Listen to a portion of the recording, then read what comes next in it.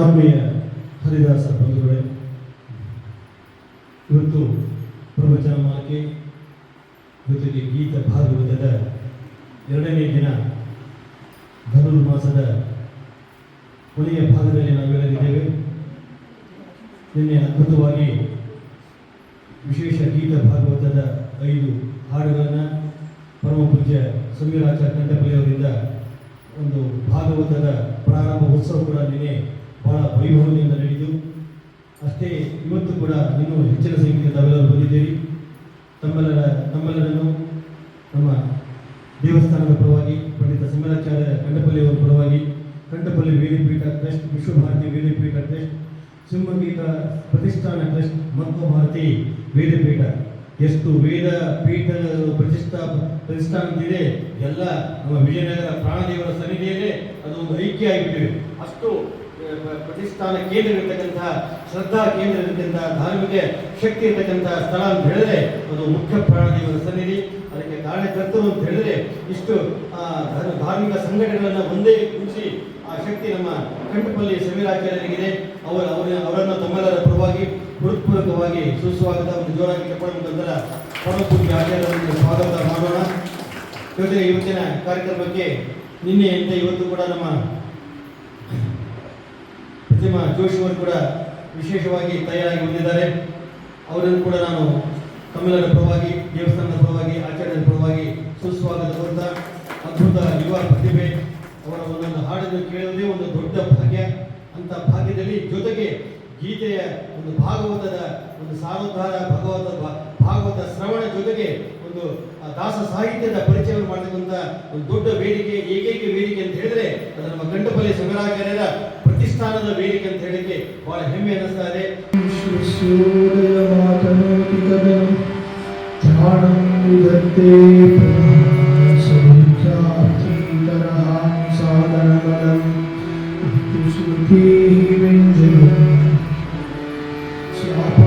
प्रापयति श्रमापर्दये कल्पावसाने जयातं देवं पितरं पतिं गुरुतमं वन्दे नमावल्लभम्। नमः श्रीमन्मध्वप्रदिशसुदृशं जय जया परिहृतभवपाशः पातु मां पार्वतीशः। जन्माद्यस्य यतो मयात् इतरतश्चार्थेषु अभिज्ञस्वराट् तेने ब्रह्महृदाय आदिकवये मुह्यन्ति यं सूरयः। तेजो वारिमृदां यथा विनिमयो यत्र त्रिसर्गो मृषा धाम्ना स्वेन सदा निरस्तगुहकम् सत्यं परं धीमहि। यं प्रव्रजन्तम् अनुपेतम् अपेतकृत्यं द्वैपायनो विरहकातुरतर आजुहाव पुत्रारिति तन्मयतया तरवोऽभिनेदुः तं सर्वभूतहृदयं मुनिमानतोऽस्मि। यस्वानुभावम् अखिलश्रुतिसारमेकम् अध्यात्मदीपम् अतिथितीर्षतान्तमोऽन्धं संसारिणां कर्मयाः पुराणगुह्यं तं व्याससूनुमुपयान् गुरुं मुनीनां। नारायणं नमस्कृत्य नरं चैव नरोत्तमं सरस्वतीं व्यासं ततो जयमुदीरयेत्। हरि ओम।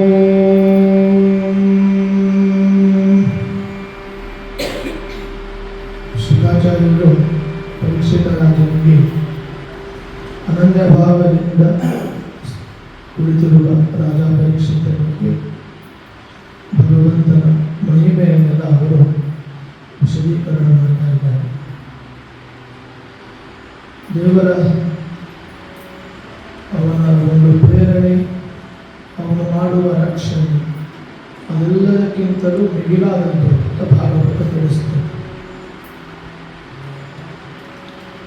ದೇವರಲ್ಲಿರುವ ಏನು ಸೊಬಗಿದೆ ಅದು ಯಾರಲ್ಲಿಯೂ ಕಾಣಲಿಕ್ಕೆ ಸಾಧ್ಯ ಇಲ್ಲ. ಈ ಪರಿಯ ಸೊಬಗು ಇನ್ಯಾವ ದೇವರಲ್ಲಿ ನಾ ಕಾಣೆ ಅಂತ. ದೇವರು ತನಗೆ ಏನೂ ಪ್ರಯೋಜನ ಇಲ್ಲದೆ ಇದ್ದು ನಮಗೆಲ್ಲ ಪ್ರಯೋಜನ ಆಗಬೇಕು, ಜಗತ್ತಿಗೆ ಪ್ರಯೋಜನ ಆಗಬೇಕು. ಅದರಿಂದ ಸಂಸಾರ ಬಂಧನದಿಂದ ಸಜ್ಜನರಿಗೆಲ್ಲ ಮೋಕ್ಷ ಸಿಗಬೇಕು. ತಾಮಸರು ಅಂತ ಇದ್ದಾರೆ, ಅವರೆಲ್ಲರಿಗೂ ಅನರ್ಥ ನರಕಾಗ್ಯನರ್ಥವಾಗಬೇಕು. ಆಯಾ ಜೀವಿಗಳ ಕರ್ಮಕ್ಕೆ ಅನುಗುಣವಾಗಿ ಅವರಿಗೆ ಫಲ ಸಿಗಬೇಕು ಅನ್ನುವ ಕಾರಣದಿಂದಲೇ ದೇವರು ಜಗತ್ತಿನ ಸೃಷ್ಟಿಯನ್ನು ಮಾಡ್ತಾರೆ ಹೊರತು ಜಗತ್ತನ್ನು ಸೃಷ್ಟಿ ಮಾಡೋದರಿಂದ ದೇವರಿಗೇನು ಬೆನಿಫಿಟ್ ಇದೆ, ಪ್ರಯೋಜನ ಇದೆ ಅಂತಂದರೆ ದೇವರಿಗೇನು ಪ್ರಯೋಜನ.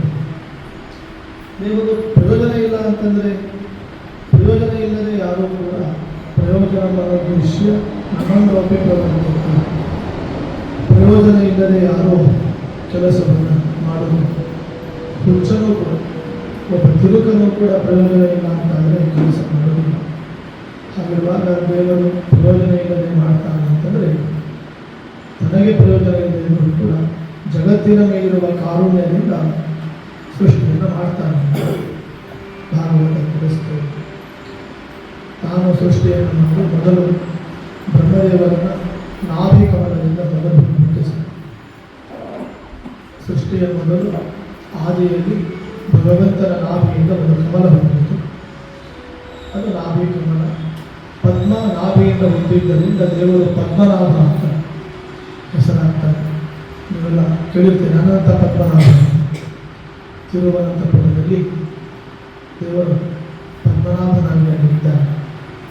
ದೇವರು ಬ್ರಹ್ಮದೇವರನ್ನ ಕಮಲದಲ್ಲಿ ಬ್ರಹ್ಮದೇವರನ್ನು ಸೃಷ್ಟಿ ಮಾಡಿ ತಾನೇ ಸೃಷ್ಟಿ ಮಾಡಿ. ಲಕ್ಷ್ಮಿಯೂ ಬೇಕಾಗಿದೆ. ಅಂದರೆ ಲಕ್ಷ್ಮಿಗೆ ಎಲ್ಲಿ ಕೆಲವರು ಲೋಕದಲ್ಲಿ ಹೇಳುವಾಗ ಲಕ್ಷ್ಮಿಯ ಸೌಂದರ್ಯ ಎಲ್ಲಿ ಡ್ಯಾಮೇಜ್ ಆಗ್ತದೆ ಅನ್ನೋ ದೃಷ್ಟಿಯಿಂದ ತನ್ನಿಂದಲೇ ತಾನು ಸೃಷ್ಟಿ ಮಾಡಿಕೊಂಡ. ಒಮ್ಮೆ ತನ್ನಿಂದಲೇ ತಾನು ಸೃಷ್ಟಿ ಮಾಡಿದ, ಇನ್ನೊಮ್ಮೆ ಲಕ್ಷ್ಮಿಯನ್ನು ಇಟ್ಟುಕೊಂಡು ಜಗತ್ತನ್ನು ಸೃಷ್ಟಿ ಮಾಡಿದಂಥ ಭಾಗವನ್ನು ತಿಳಿಸಿ ಬ್ರಹ್ಮದೇವರನ್ನು ಸೃಷ್ಟಿ ಮಾಡಿ ಬ್ರಹ್ಮದೇವರಿಗೆ ಮೆಥಡ್ ತೋರಿಸ್ತಾರೆ ಹೇಗೆ ಸೃಷ್ಟಿ ಮಾಡಬೇಕು. ಆ ಮೆಥಡ್ ಪ್ರಕಾರ ಚತುರ್ಮುಖ ಬ್ರಹ್ಮದೇವರು ಸೃಷ್ಟಿ ಮಾಡುತ್ತಾರೆ. ಪ್ರಕೃತಿಯಿಂದ ಮೂರು ಗುಣಗಳು ಸತ್ವ ರಜ ತಮ ಅಂತ ಮೂರು ಗುಣಗಳಿಂದ ಮಹತ್ತತ್ವ ಸೃಷ್ಟಿಯಾಗ್ತದೆ. ಮಹತ್ತತ್ವದಿಂದ ಒಂದು ಅಹಂಕಾರ ತತ್ವದಿಂದ ಮುಂದೆ ದೇವತೆಗಳ ಇಂದ್ರಿಯಗಳು ಮತ್ತು ಆಕಾಶ ಇದೆಲ್ಲವೂ ಕೂಡ ಸೃಷ್ಟಿಯಾಗ್ತದೆ. ಹೀಗೆ ಭಗವಂತನ ಸೃಷ್ಟಿ ಭಗವಂತ ಆದೇಶ ಮಾಡಿದ ಈ ಚತುರ್ಮುಖ ಬ್ರಹ್ಮದೇವರ ಸೃಷ್ಟಿ ಬಹಳ ವಿಶೇಷವಾಗಿರುವಂಥ. ಈ ಚತುರ್ಮುಖ ಬ್ರಹ್ಮದೇವರು ಅವರು ಈ ಸೃಷ್ಟಿಯ ವಿಲಾಸವನ್ನು ಮಾಡಬೇಕು ಅಂತ ಹೇಳಿ ಜಗತ್ತಿನ ಸೃಷ್ಟಿಯ ವಿಕಾಸವಾಗಬೇಕು, ದೇವರ ಆದೇಶ ಪರಿಪಾಲನೆ ಆಗಬೇಕು ಎಂಬ ದೃಷ್ಟಿಯಿಂದ ಅವರು ತಮ್ಮ ಒಂದೊಂದು ಅವಯವದಿಂದಲೇ ತಮ್ಮ ಒಂದೊಂದು ಅಂಗಗಳಿಂದಲೇ ಬ್ರಹ್ಮದೇವರು ಸೃಷ್ಟಿ ಮಾಡುತ್ತಾರೆ. ಉತ್ಸಂಗಾನ್ನರದೋ ಜಗ್ನಿ ದಕ್ಷಃ ಅಂಗುಷ್ಠಾತ್ ಸ್ವಯಂ ಅಭುವಃ ಪ್ರಾಣಾತ್ ವಸಿಷ್ಠಃ ಸಂಜಾತಃ ಭೃಗುಃ ತ್ವಚಿ ಪರಾಕ್ರತುಃ ಪುಲಹೋ ನಾಭಿತೋ ಜಗ್ನಿ ಪುಲಸ್ತ್ಯಃ ಕರ್ಣಯೋ ಋಷಿಃ ಅಂಗಿರಾ ಮುಖತೋ ಅಕ್ಷ್ಣೋಃ अत्रिः मरीचिः मनसो भवत् धर्मः स्तनात् दक्षिणतः यत्र नारायणः स्वयम् अधर्मः पृष्ठतः यस्मात् मृत्युलोक भयङ्करः छायायाः कर्दमः जज्ञे ದೇವಭೂತ್ಯಾಹ ಪತಿ ಪ್ರಭು ಬ್ರಹ್ಮದೇವರ ತೊಡೆಯಿಂದ ನಾರದರು ಹೊರಡ್ತಾರೆ, ಕರ್ಣಗಳಿಂದ ಕಿವಿಗಳಿಂದ ಪುಲಸ್ತ್ಯರು, ಬ್ರಹ್ಮದೇವರ ಮುಖದಿಂದ ಅಂಗಿರ ಋಷಿಗಳು, ಕಣ್ಣುಗಳಿಂದ ಅತ್ರಿ, ಬ್ರಹ್ಮದೇವರ ಕಣ್ಣುಗಳಿಂದ ಅತ್ರಿ ಹೋಗುತ್ತಾರೆ, ಮನಸ್ಸಿನಿಂದ ಮರೀಚಿ, ಬ್ರಹ್ಮದೇವರ ಪ್ರಾಣದಿಂದ ಹೃದಯದಿಂದ ವಸಿಷ್ಠರು ಹುಟ್ಟಿ ಬರುತ್ತಾರೆ.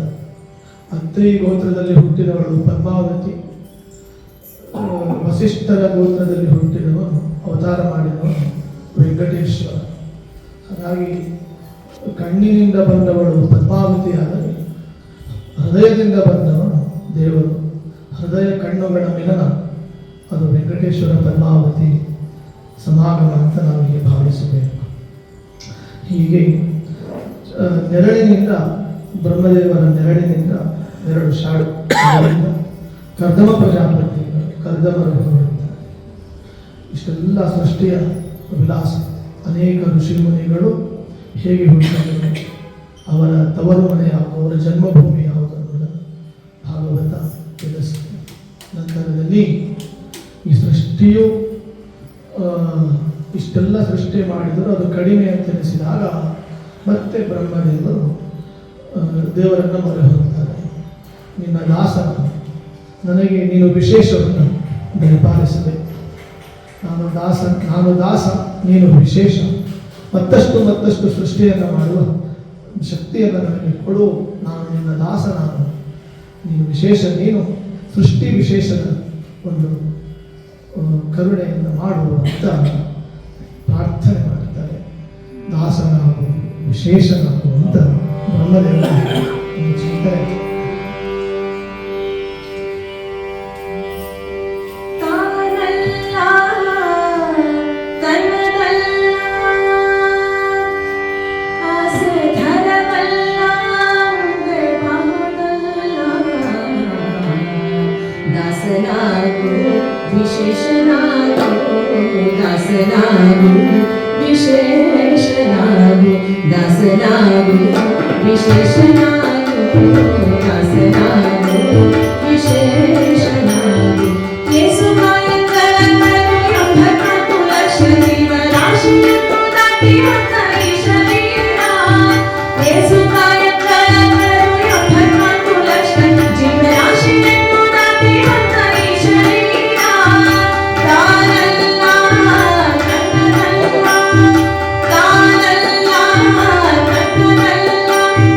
Hare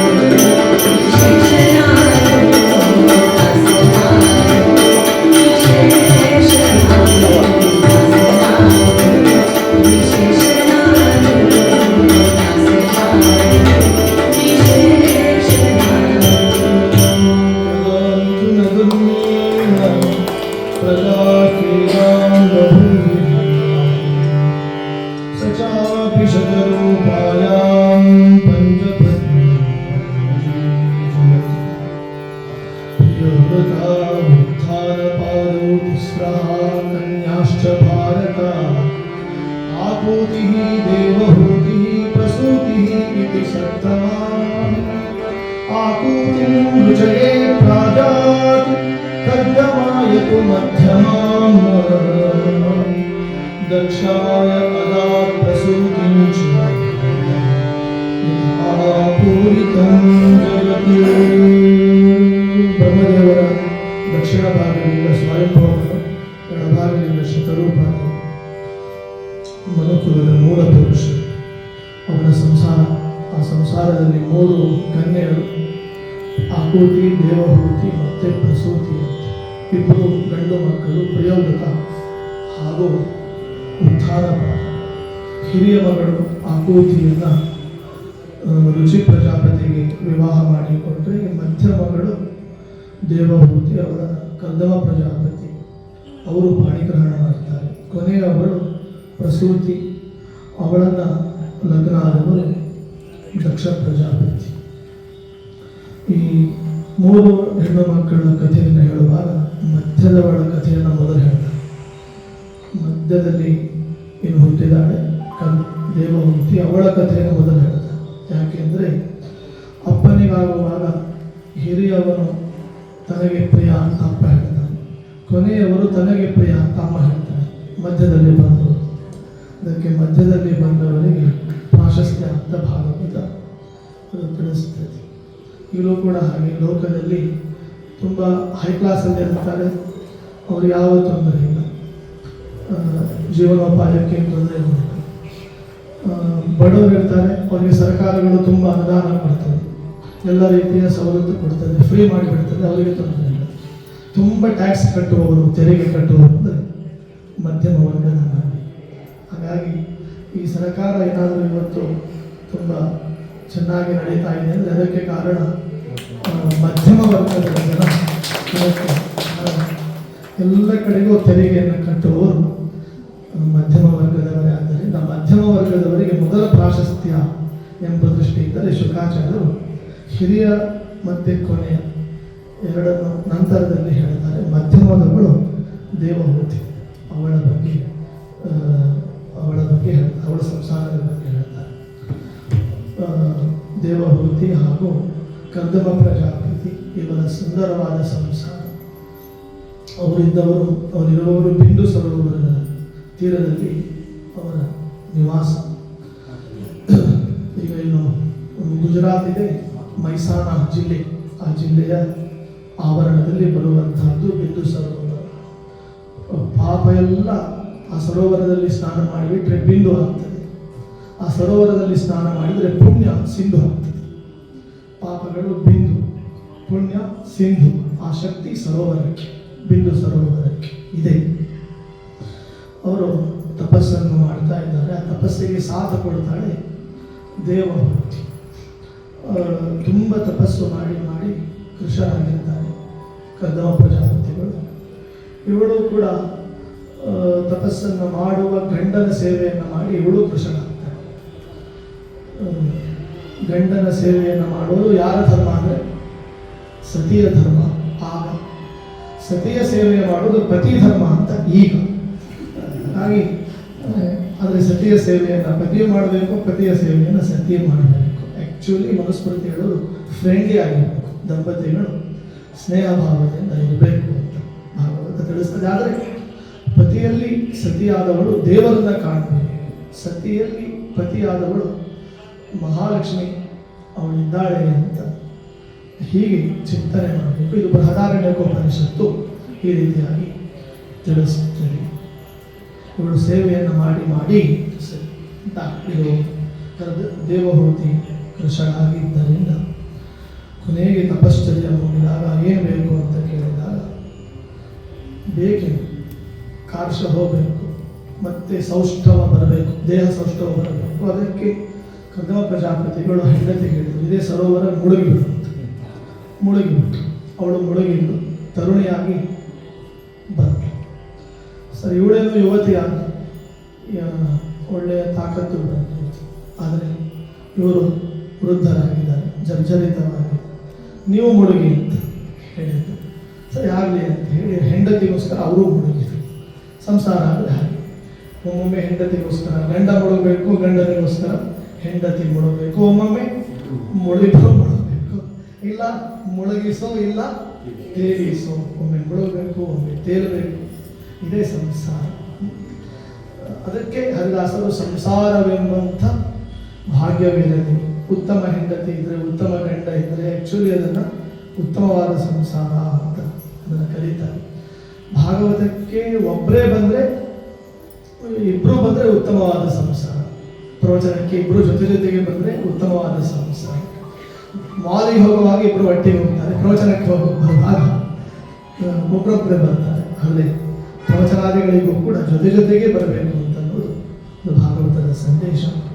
ಕರ್ದಮ ಪ್ರಜಾಪತಿಗಳು ತಾನು ಸೇವೆ ಮಾಡಿದ, ಅನನ್ಯವಾಗಿ ಸೇವೆ ಮಾಡಿದ ದೇವಹೂತಿಗೆ ಗಿಫ್ಟ್ ಏನಂದರೆ ಒಂದು ಫ್ಲೈಟನ್ನೇ ಕೊಡ್ತಾರೆ,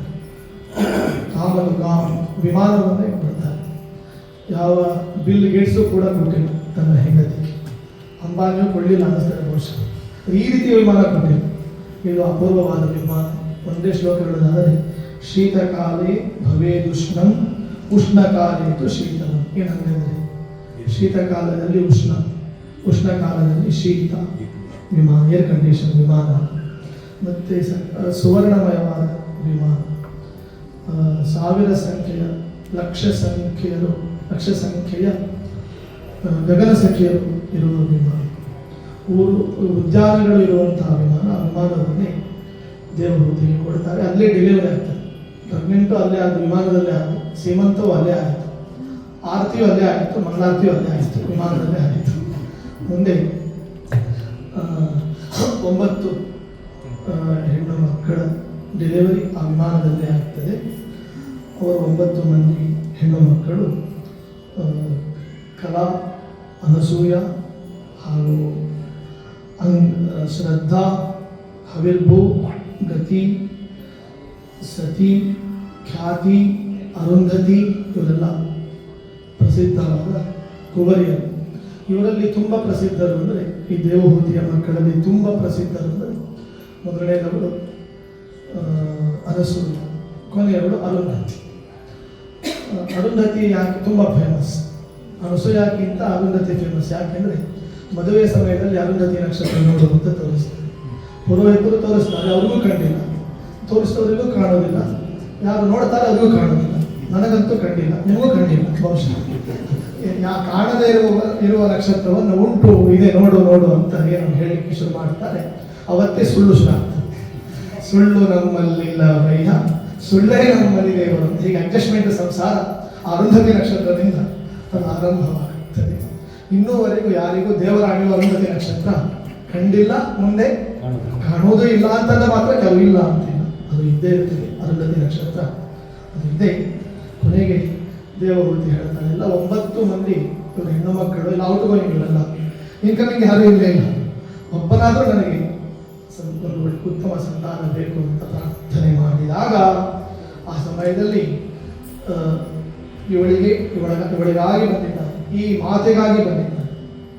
ಇವಳ ಭಕ್ತಿಗೆ ಬಂದದ್ದು ಯಾರು ಅಲ್ಲ, ದೇವರೇ ಬಂದಿದ್ದಾರೆ. ಆ ದೇವರು ಯಾರು ಅಂದರೆ ಚತುರ್ಮುಖ ಬ್ರಹ್ಮ, ಪಿನಾಕಿ ಶಿವ. ಇವರಿಬ್ಬರನ್ನು ಲಾಲನೆ ಮಾಡುವ, ಸೃಷ್ಟ್ಯಾದಿಗಳಿಗೂ ಪ್ರೇರಕ ಇವನು, ಸಂಹಾರಕ್ಕೂ ಪ್ರೇರಕ ಇವನು. ಅವನೇ ಯಾರು ಅಂದರೆ ಕಪಿಲ ಅಂತ. ಕಪಿಲನ ಬಗ್ಗೆ ಭಾಗವತ ತಿಳಿಸುತ್ತದೆ. ದೇವರು ಕಪಿಲನಾಗಿ ಭಗವಂತ ಅವತಾರ ಮಾಡುತ್ತಾನೆ. ತಂ ವಂದೇ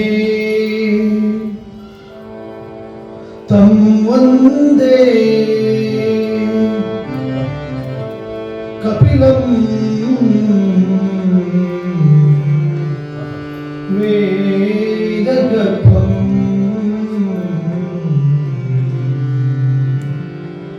तं वन्दे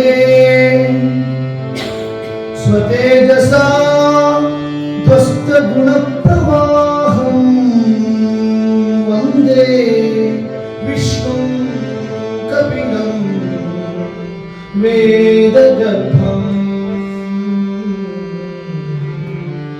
कपिलं वेदगर्भम्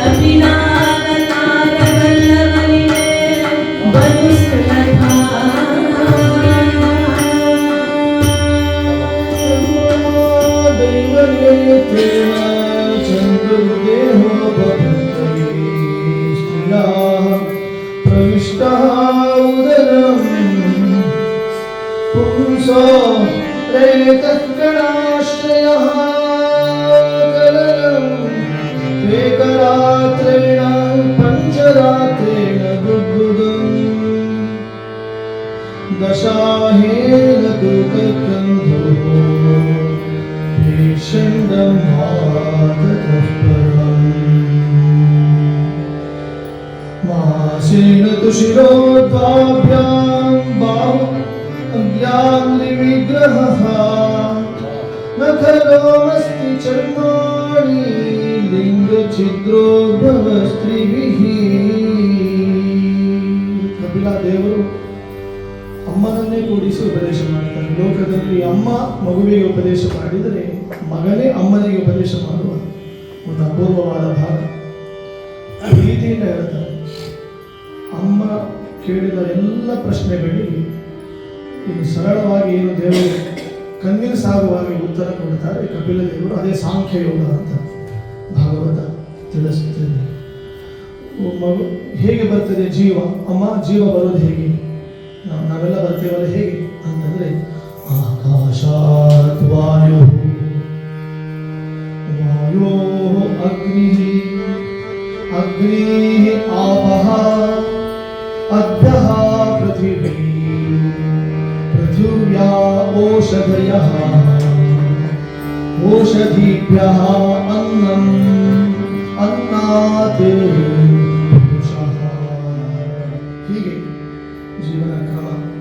ಯಾವಾಗ ಆ ಪುರುಷನಲ್ಲಿ 3 ತಿಂಗಳು ಇತ್ತು, ನಂತರದಲ್ಲಿ ಸ್ತ್ರೀಯ ಗರ್ಭದಲ್ಲಿ ರೇತಃಕಣದಲ್ಲಿ ಪ್ರವೇಶ ಮಾಡುತ್ತಾನೆ ಜೀವಾತ್ಮ.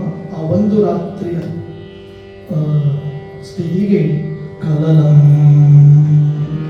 ಆ ಒಂದು ರಾತ್ರಿ ಗರ್ಭದಲ್ಲಿರುವ ಆ ಅಂಡಕ್ಕೆ ಕಲಲ ಅಂತ ಕರೀತಾರೆ. ಮೆಡಿಕಲ್ ಒಳಗೆ ಕರೀತಾರೆ ಗೊತ್ತಿಲ್ಲ, ಭಾಗವತ ಮಾತ್ರ ಆ ಸ್ಥಿತಿಯನ್ನು ಹೇಳ್ತೇವೆ. ಕಪಿಲ ಹೇಳ್ತಾರೆ ಒಂದು ರಾತ್ರಿಗೆ ಕಲಲ ಅಂತ ಹೇಳಿದರೆ ಪಂಚರಾತ್ರೇಣ ಬುದ್ಬುದಂ, 5 ದಿನ ಆದಮೇಲೆ ಅದಕ್ಕೆ ಬುದ್ಬುದ ಅಂತ ಆ ಅಂಡಕ್ಕೆ ಕರೀತಾರೆ. ದಶಾಹೇನ ತು ಕಕ್ಕಂಗೋ, 10 ದಿನ ಆದಮೇಲೆ ಅದರ ಕಕ್ಕಂಗು ಅಂತ ಅದನ್ನ ಹೇಳುವಂತಹದ್ದು. ಪೇಷಂಡಂ ವಾತತಃ ಪರಂ, 10 ದಿನ ಆದಮೇಲೆ ಅದನ್ನ ಪೇಷಂಡ ಅಂತ ಕರೀತಾರೆ. 1 ತಿಂಗಳಾದಮೇಲೆ ನಖ ಶಿರಃ ನಗೋಮ ಅಸ್ಥಿ ಚರ್ಮಾಣಿ ಲಿಂಗ ಛಿದ್ರ ಉದ್ಭವ ತ್ರಿಭಿಃ.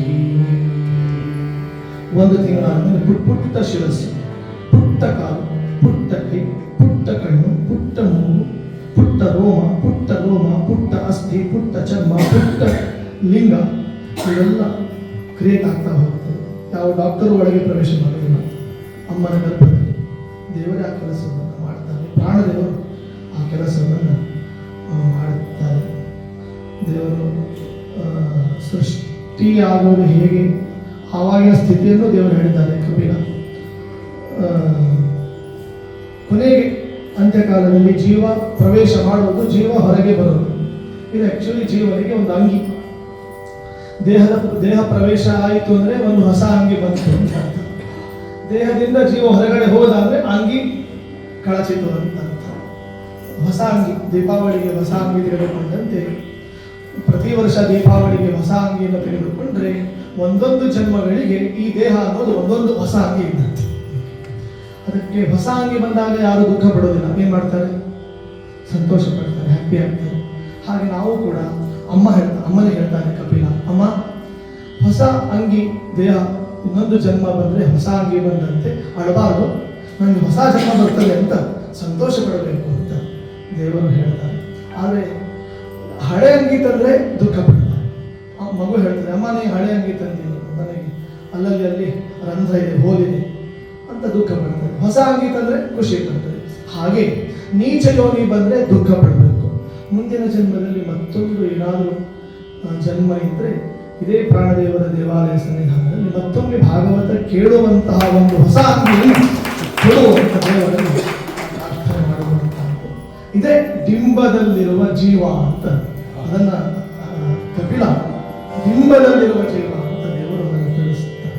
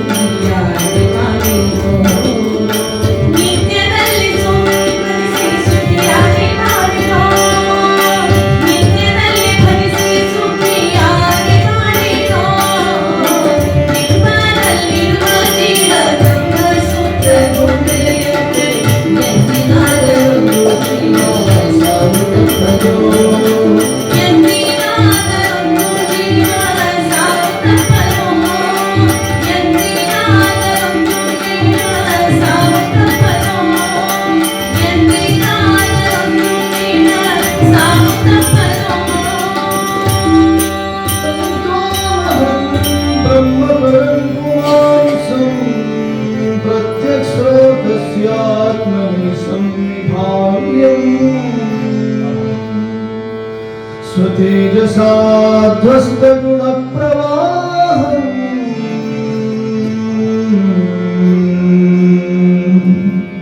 वन्दे विष्णुं कपिलं वेदगर्भम्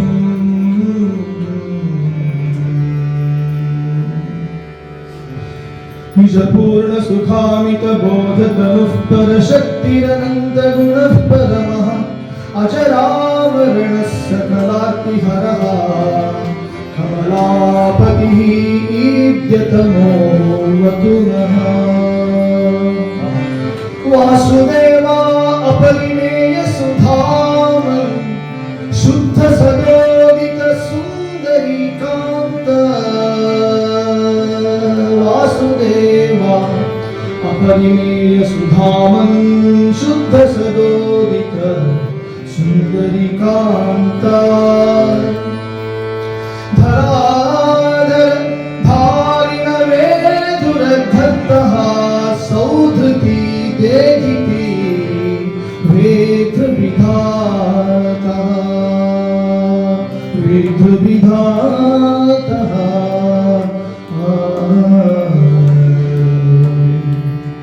ವಾಸುದೇವ ಕಪಿಲ ಅಮ್ಮನಿಗೆ ಉಪದೇಶ ಮಾಡಿ ಉದ್ಧಾರ ಮಾಡಿದ್ದಾನೆ. ಅಮ್ಮನಿಗೆ ಹೇಳಿದ, ಅಮ್ಮ ವಿಮಾನ ಬಂದು ನಿಂತಿದೆ ನಿನಗಾಗಿ, ಹತ್ತು ಅಂತ, ವೈಕುಂಠಕ್ಕೆ ಹೊರಡು ಅಂತ.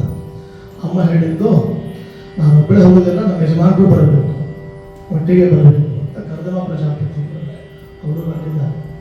ವಿಮಾನದಲ್ಲಿ ಇಬ್ಬರು ಕುಳಿತಿದ್ದಾರೆ. ವೈಕುಂಠಕ್ಕೆ ಹೊರಡ್ತದೆ.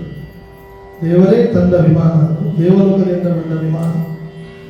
ಅದು ಅಮ್ಮನಿಗೆ ಹೇಳ್ತಾನೆ ದೇವರು, ಅಮ್ಮ ನಿನ್ನ ಭೂಮಿ ಇದು, ನಿನಗಾಗಿ ಉಪದೇಶ ಮಾಡಿದ ಭೂಮಿ, ಅದು ನಿನ್ನ ಹೆಸರಿನಲ್ಲೇ ಈ ಭೂಮಿ ಅದು ಪ್ರಸಿದ್ಧವಾಗಲಿ ಅಂತ ಹೇಳಿ ದೇವರೇನು ಮಾಡುತ್ತಾರೆ, ಆ ಸಿದ್ಧಪುರಿಯನ್ನು ಏನಾಗಿ ಹೆಸರು ಮಾಡ್ತಾರೆ ಕಪಿಲ ಅಂದರೆ ಮಾತೃಗಯ ಅಂತ ಅದನ್ನು ನಾಮಕರಣ ಮಾಡುತ್ತಾರೆ.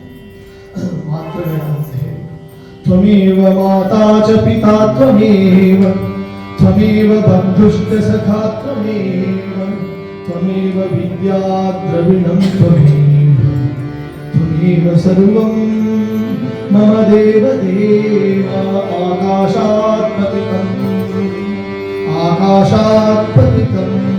ಆಕಾಶದಿಂದ ಹೊರಟಿರುವ ನೀರು ಸಮುದ್ರಕ್ಕೆ ಸೇರುವಂತೆ ನಾವು ನೀವೆಲ್ಲ ಮಾಡಿದ ಪುಣ್ಯ ರಾಶಿ ಭಗವಂತನಿಗೆ ಹೋಗಿ ಸೇರುತ್ತದೆ ಅಂತ ಇಷ್ಟು ವೇದ ಹೇಳುತ್ತದೆ ಭಾಗವತ. ಅಮ್ಮನಿಗಾಗಿ ದೇವರೇನು ಮಾಡ್ತಾರೆ, ಅದು ಮಾತೃಗಯ ಅಂತ ಪ್ರಸಿದ್ಧಿಯನ್ನಾಗಿ ಮಾಡುತ್ತಾರೆ. ಹಾಗಾಗಿ ನಮಗೆ ಜನ್ಮವನ್ನು ಕೊಟ್ಟ, ಇಂದ್ರಿಯಗಳನ್ನು ಕೊಟ್ಟ, 9 ತಿಂಗಳನ್ನು ಹೆತ್ತು ಭತ್ತು ಉಣಿಸಿ ಲಾಲಿಸಿ ಪಾಲಿಸಿ ರಕ್ಷಣೆ ಮಾಡಿ ನಮಗೆ ಪ್ರೀತಿಯನ್ನು ತೋರಿದ ತಂದೆ ತಾಯಿಗಳನ್ನು, ಈ ಜನ್ಮದ ತಂದೆ ತಾಯಿಗಳನ್ನು, ಹಿಂದಿನ ಜನ್ಮದ ತಂದೆ ತಾಯಿಗಳನ್ನು, ಮುಂದಿನ ಜನ್ಮದಲ್ಲಿ ಬರುವ ತಂದೆ ತಾಯಿಗಳನ್ನು ಅಷ್ಟೇ ಅಲ್ಲ, ಎಂದೆಂದಿಗೂ ತಂದೆ ತಾಯಿಯಾಗಿರುವ ದೇವರನ್ನು ಸದಾ ನೆನಪಿಸಬೇಕು ಅಂತನ್ನುವ ಕಾರಣಕ್ಕೇ ಹರಿದಾಸರು ಹೆತ್ತ ತಾಯಿ ತಂದೆಗಳ ಅಂತನ್ನುವ ಚಿಂತನೆಯನ್ನು ನಡೆಸಿದ್ದಾರೆ.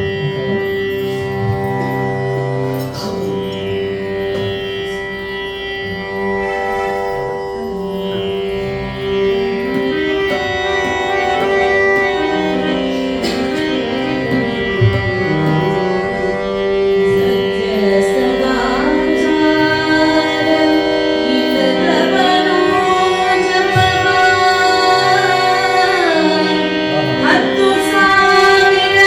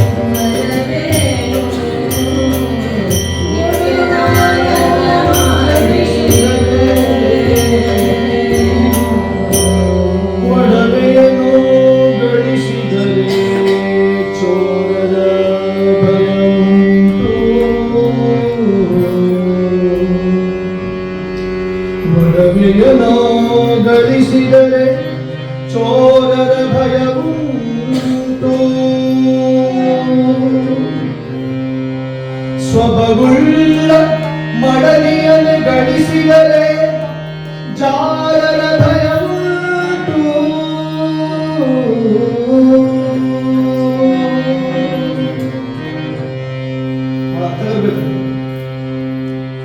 ಒಡವೆಯನ್ನು ಗಳಿಸಿದರೆ ಚೋರರ ಭಯವುಂಟು. ಸ್ವಭಗುಳ್ಳ ಮಡಲಿಯನ್ನು ಗಳಿಸಿದರೆ ಜಾರರ ಭಯವುಂಟು. ಒಡವೆಯನ್ನು ರಾಜ್ಯವನ್ನು ಗಳಿಸಿದರೆ ಪರರಾಜರ ಭಯವುಂಟು. ರಾಜ್ಯವನ್ನು ಗಳಿಸಿದರೆ ಪರರಾಜರ ಭಯವುಂಟು.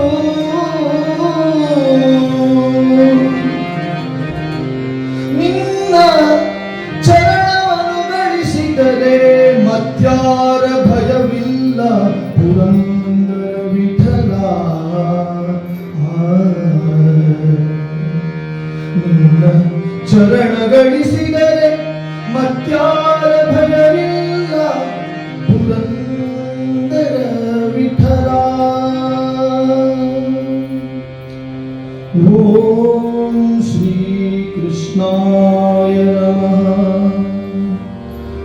ಓಂ ಶ್ರೀ ಕೃಷ್ಣಾಯ ನಮಃ.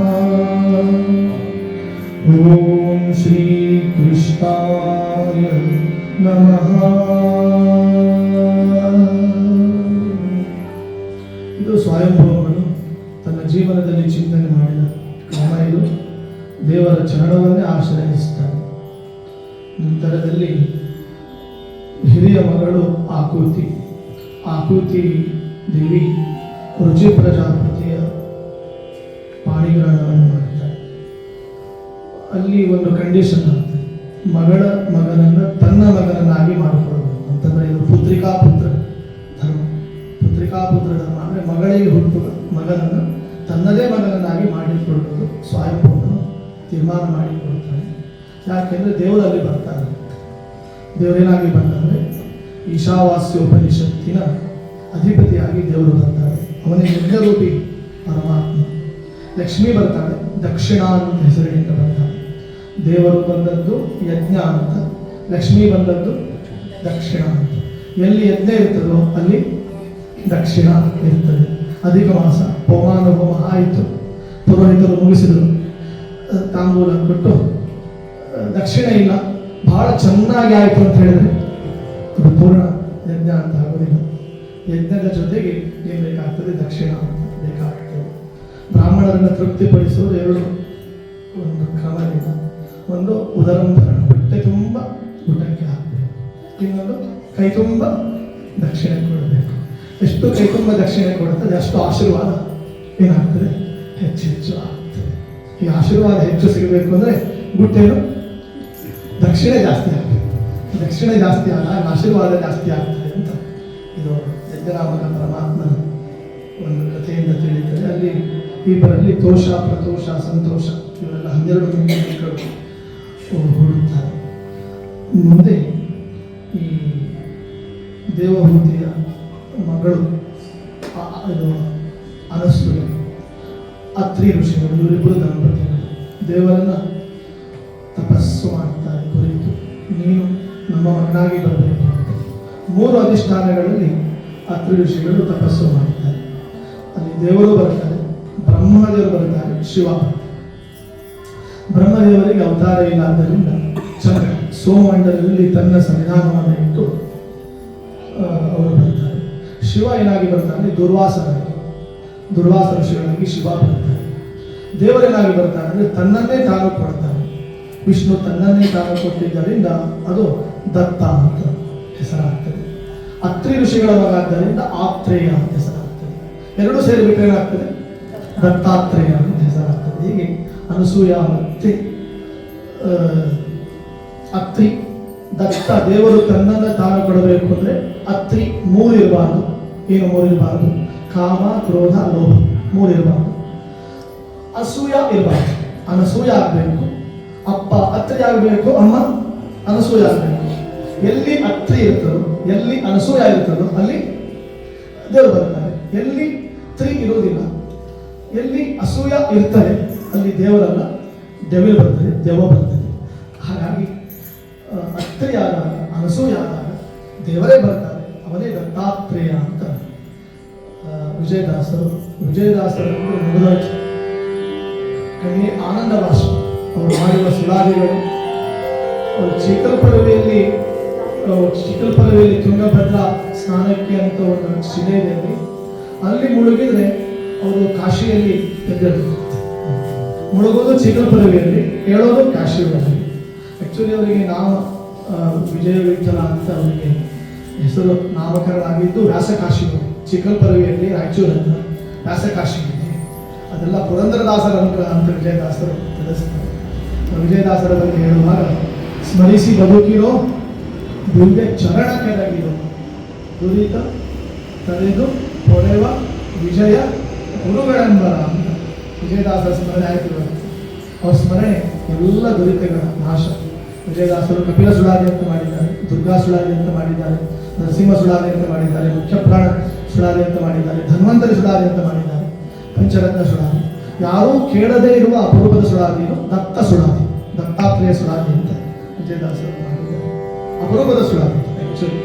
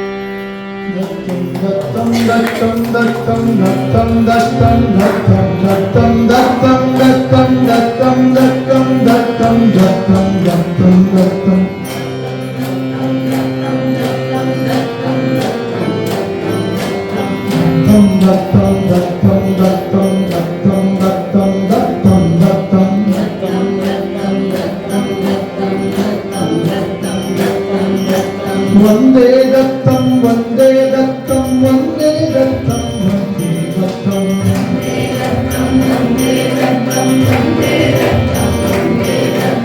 ದತ್ತಂ ವಂದೇ ದತ್ತಂ ವಂದೇ ದತ್ತಂ ವಂದೇ ವಂದೇ ದತ್ತಂ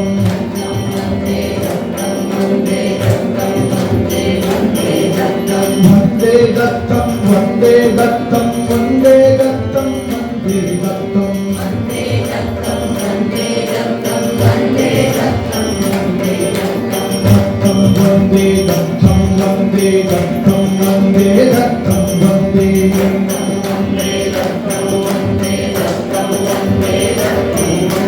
ವಂದೇ ದತ್ತಂ ವಂದೇ ದತ್ತಂ ವಂದೇ ದತ್ತಂ ವಂದೇ ದತ್ತಂ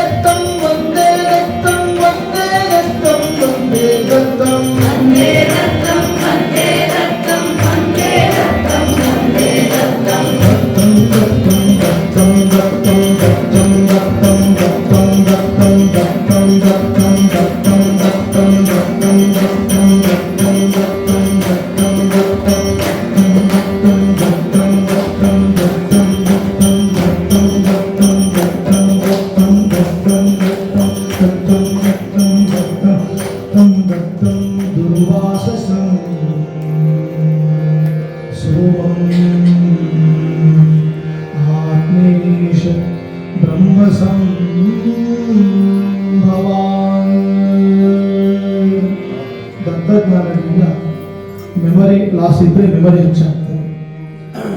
ತುಂಬ ದುಃಖದ ನೆನಪುಗಳು ಬೇಡ ಅಂತಂದರೆ ಅದು ಆಗ್ತದೆ.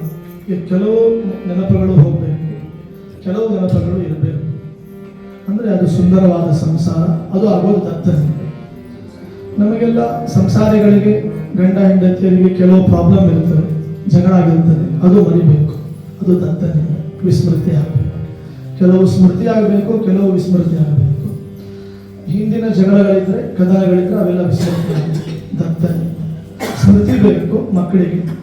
ಪರೀಕ್ಷಾ ಹಾಲಿಗೆ ಪ್ರವೇಶ ಮಾಡಿದರೆ, ಎಕ್ಸಾಮ್ ಹಾಲಿಗೆ ಪ್ರವೇಶ ಮಾಡಿದ ತಕ್ಷಣ, ಪೆನ್ ಹಿಡಿದ ತಕ್ಷಣ, ಪ್ರಶ್ನೆ ಪತ್ರಿಕೆ ನೋಡಿದ ತಕ್ಷಣ ಏನು ಬೇಕಾಗ್ತದೆ? ನೆನಪು ಬೇಕಾಗ್ತದೆ, ಸ್ಮೃತಿ ಬೇಕಾಗ್ತದೆ. ಅದಕ್ಕೆ ದತ್ತಂ ದತ್ತಂ ದತ್ತಂ ದತ್ತಂ ದತ್ತಂ ವಂದೇ ದತ್ತಂ ವಂದೇ.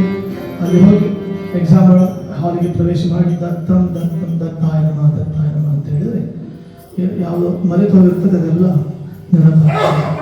ಮತ್ತೆ ಹಾಗಂತೇಳಿ ಏನೂ ಓದದೆ ಪರೀಕ್ಷಾ ಹಾಲಿಗೆ ಪ್ರವೇಶ ಮಾಡಿ ಬರೀ ದತ್ತಂ ದತ್ತಂ ಅಂತ ಹೇಳಿಬಿಟ್ರೆ ದತ್ತಂ ಅಂತ ಜೀರೋ ಕಂಡು. ಹಾಗಾಗಿ ನಾವು ಪ್ರಯತ್ನ ಬೇಕು, ದತ್ತಾನುಗ್ರಹ ಬೇಕು. ಅದೇ ದೇವದತ್ತ ಅಂತ. ಪ್ರಯತ್ನ ದೇವಾನುಗ್ರಹ, ದೈವಾನುಗ್ರಹ ಅದನ್ನೇನು ಹೇಳಿದ್ದು ಹಿರಿಯರು? ದೇವದತ್ತ ಅಂತ ಅದನ್ನು ಹೇಳಿದ್ದು ಅಂತ ಭಾಗವತ ಅದು ಬಹಳ ವಿಶೇಷವಾಗಿ ತಿಳಿಸ್ತದೆ. ದೇವಭೂತಿ ಆಯಿತು, ಆಕೂತಿ ಆಯಿತು. ಮೂರನೇ ಮಗಳು ಪ್ರಸೂತಿ. ಪ್ರಸೂತಿಯನ್ನು ಸ್ವಯಂಭೂಮನು ದಕ್ಷ ಪ್ರಜಾಪತಿಗೆ ವಿವಾಹ ಮಾಡಿಕೊಡ್ತಾನೆ. ಅಲ್ಲಿ ಆ ಪ್ರಸೂತಿಯಲ್ಲಿ ಒಟ್ಟು 16 ಕನ್ಯೆಯರು ಹುಟ್ಟಿ ಬರ್ತಾರೆ. ಒಂದಲ್ಲ ಎರಡಲ್ಲ, ಒಂದಲ್ಲ ಎರಡಲ್ಲ ಮೂರಲ್ಲ ನಾಲ್ಕಲ್ಲ, 16 ಹೆಣ್ಣು ಮಕ್ಕಳು ಅಲ್ಲಿ ಹುಟ್ಟಿ ಬರ್ತಾರೆ. 16 ಹೆಣ್ಮಕ್ಳು ಹುಟ್ಟಿದ ಮೇಲೆ ಪ್ರಾಬ್ಲಮ್ ಶುರು ಆಯಿತು. ಯಾರಿಗೆ ಕೊಡಬೇಕು ಈ ಮಕ್ಕಳನ್ನು? ಒಂದು ಪ್ಲಾನ್ ಮಾಡ್ತಾರೆ. ಏನಂದರೆ ತ್ರಯೋದಶಾತ್ ಧರ್ಮಾಯ, ತ್ರಯೋದಶಾತ್ ಧರ್ಮಾಯ, ತ್ರಯೋದಶ ಅದಾತ್ ಧರ್ಮಾಯ. 13 ಮಂದಿ ಕನ್ಯರನ್ನು ಯಮಧರ್ಮರಿಗೆ ನನ್ನ ಮಾಡಬೇಕು. ಒಂದು ಸ್ಪಾಟಲ್ಲಿ ಮದುವೆ ಮಾಡಬೇಕು. ಒಂದೇ ಕಲ್ಯಾಣ ಮಂಟಪದಲ್ಲಿ ಬೇಕಾಯಿತು ಯಮಧರ್ಮರಾಜನು. 13 ಮಂದಿ ಕನ್ಯರು. ಈ ಕಲ್ಯಾಣ ಮಂಟಪ ಅಲ್ಲ, ಯಮಲೋಕದ ಕಲ್ಯಾಣ ಮಂಟಪ, ಅಲ್ಲಿ ವಿವಾಹ ಆಯಿತು. ಏನು? ತಥಾ ಅಗ್ನಯೇ ಏಕಾಂ. 14ನೇದವಳು ಸ್ವಾಹಾದೇವಿ ಅಂತ, ಅವಳನ್ನು ಅಗ್ನಿದೇವನಿಗೆ ಮದುವೆ ಮಾಡಿಕೊಡ್ತಾನೆ. ಹಾಗೆ ಇವತ್ತಿಗೆ ಅಗ್ನಿದೇವ ಒಬ್ಬನೇ ಬರೋದಿಲ್ಲ, ಜೊತೆಗೆ ಯಾರು ಕರ್ಕೊಂಡ್ಬರ್ತಾನೆ? ಹೆಂಡತಿ ಕರ್ಕೊಂಡ್ಬರ್ತಾನೆ. ನಾರಾಯಣಾಯ ಸ್ವಾಹ, ಭೂ ಸ್ವಾಹ, ಭುವ ಸ್ವಾಹ, ಸ್ವಸ್ವ ಸ್ವಾಹ. ಅಗ್ನಿ ಎಲ್ಲೂ ಒಬ್ಬನೇ ಹೋಗಲ್ಲ, ಅವನು ಜೊತೆಗೆ ಹೋಗ್ತಾನೆ. ಇಲ್ಲ 15ನೇದವಳು ಏಕಾಂ ಪಿತೃಭ್ಯ ಅದಾತ್. 15ನೇದವಳು ಅವಳು ದಕ್ಷ ಕುಮಾರಿ. ಅವಳಿ ಸ್ವಧಾಳನ್ನ ಪಿತೃದೇವತೆಗಳಿಗೆ ಮದುವೆ ಮಾಡಿಕೊಡ್ತಾನೆ. ಇವಳು ಸ್ವಾಹ, ಅವಳು ಸ್ವಧ. ಹವ್ಯ ಇದ್ರೆ ಸ್ವಾಹ, ಕವ್ಯ ಇದ್ರೆ ಸ್ವಧ, ಶ್ರಾದ್ದ ಬಂದ್ರೆ ಸ್ವಧ, ಹೋಮ ಆದ್ರೆ ಸ್ವಾಹ ಅಂತ ಹೀಗೆ ಭಾಗವತ ತಿಳಿಸ್ತದೆ. ಈಗ 14ನೇ ಅವಳು, ಕೊನೆಯ ಮಗಳು ಅವಳೇ ದಾಕ್ಷಾಯಣಿಯನ್ನು ಸತೀದೇವಿಯನ್ನು ಯಾರಿಗೆ ಮದುವೆ ಮಾಡಿಕೊಡಬೇಕು ಅಂದಾಗ ಬ್ರಹ್ಮದೇವರೇ ದಕ್ಷ ಪ್ರಜಾಪತಿಗೆ ಹೇಳ್ತಾರೆ, ಒಬ್ಬ ಅದ್ಭುತವಾದ ವರ ಇದ್ದಾನೆ, ಏನೂ ಬೇಡೋದಿಲ್ಲ, ವರದಕ್ಷಿಣೆ ಬೇಡೋದಿಲ್ಲ. ಅವನು ವರದಕ್ಷಿಣೆ ಬೇಡದೇ ಇದ್ದರಿಂದ ಅವನನ್ನು ಏನು ಕರೀತಾರೆ ಅಂದರೆ ಭೋಳಾಶಂಕರ ಅಂತ ಕರೀತಾರೆ. ಯಾರು ವರದಕ್ಷಿಣೆ ಬೇಡ್ತಾರೆ ಅವರು ಏನು ತಂತ್ರ ಉಳ್ಳವರು, ವರದಕ್ಷಿಣೆ ಬೇಡವರೆಲ್ಲ ತಂತ್ರ ಉಳ್ಳವರು, ತುಂಬ ಆಸೆ ಉಳ್ಳವರು. ಯಾರು ವರದಕ್ಷಿಣೆ ಬೇಡೋದಿಲ್ಲ ಅವರು ಭೋಳಾ ಶಂಕರರು. ಅದಕ್ಕೆ ನಮ್ಮ ಭೋಳಾ ಶಂಕರ ಅಂತ. ಏನೂ ವರದಕ್ಷಿಣೆ ಬೇಡಿಲ್ಲ ಅವನು, ಅಂದಿಗೂ ಬೇಡಿಲ್ಲ, ಎಂದಿಗೂ ಬೇಡಿಲ್ಲ, ಎಂದೆಂದಿಗೂ ಬೇಡೋದಿಲ್ಲ. ನಮ್ಮ ಕಡೆಯಿಂದ ಏನೂ ಬೇಡೋದಿಲ್ಲ, ಅವನ ಕಡೆಯಿಂದ ನಾವು ಬೇಡ್ತೇವೆ ಇಲ್ಲ ಅಂತಹ ಶಿವ ಅವನು ಭೋಳಾಶಂಕರ ಅಂತ ಅವನನ್ನು ಕರೀತಾರೆ. ಆ ಶಿವನಿಗೆ ದಾಕ್ಷಾಯಿಣಿ ಜೊತೆಗಾಗ್ತಾಳೆ. ಆದರೆ ಸಂಸಾರ ಗೊತ್ತಿಲ್ಲ, ದೀಪಾವಳಿ ಅಳಿಯಾತನ ಇಲ್ಲ ಶಿವನಿಗೆ. ಕಾರಣ ಏನು ಅಂದರೆ ಭೋಳಾಶಂಕರ, ಮಾವ ದಕ್ಷ ಪ್ರಜಾಪತಿ, ಅಳಿಯ ಶಿವ. ಆದರೆ ಮಾವ ಅಳಿಯ ಹೇಗಿರಬೇಕು, ಮಾವಾದವನು ಅಳಿಯನನ್ನು ಹೇಗೆ ಪ್ರೀತಿ ಮಾಡಬೇಕು, ಅಳಿಯನಾದವನು ಮಾವನನ್ನು ಹೇಗೆ ಟ್ರೀಟ್ ಮಾಡಬೇಕು. ಆದರೆ ಎಂದಿಗೂ ಕೂಡ ಅಳಿಯ ಆಗಲಿ ಮಾವ ಆಗಲಿ ತಮ್ಮ ತಮ್ಮ ಭಾವ ಸಂಬಂಧಗಳನ್ನು ತಿಳಿದುಕೊಂಡು ನಡೆಯಬೇಕು. ಶಿವ ಅದು ಒಳ್ಳೆಯ ಅಳಿಯ. ಏನಾದರೂ ಜಗತ್ತಿನಲ್ಲಿ ನಂಬರ್ 1 ಅಳಿಯ ಅಂತ ಏನಾದರೂ ಇದ್ದರೆ ಅದು ನಮ್ಮ ಶಿವನೇ. ಶಿವನನ್ನು ಬಿಟ್ಟರೆ ಅಳಿಯ ಯಾರೂ ಇಲ್ಲ. ಯಾಕಂದರೆ ಅವನು ಎಂದೆಂದಿಗೂ ಅಳಿಯಲಾರನು, ಅದಕ್ಕೆ ಅವನು ಅಳಿಯ. ಎಂದೆಂದಿಗೂ ಜಗತ್ತನ್ನು ಬಿಟ್ಟು ಅಳಿಯಲಾರನಾದ್ದರಿಂದ ಅವನು ಅಳಿಯ. ಅವನೇ ಶಂಕರ, ಅವನೇ ಪಾರ್ವತೀಪತಿ, ಅವನೇ ಚಂದ್ರಚೂಡ, ಅವನೇ ಶಂಕರ ಅಂತ ಹರಿದಾಸರು ತಿಳಿಸ್ತಾರೆ ಅವನ ಬಗ್ಗೆ.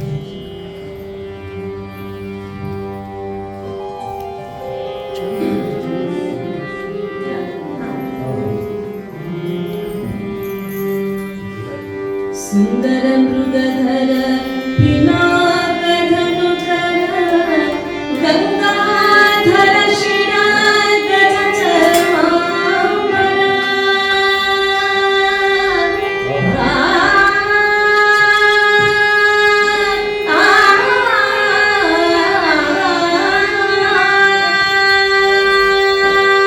ಚಂದ್ರಚೂಡ ಶಿವಶಂಕರ ಪಾರ್ವತಿ ರಮಣಾಗಿನಗೆ ನಮೋ, ರಮಣಾಗಿನಗೆ ನಮೋ, ಪಾರ್ವತಿ ರಮಣ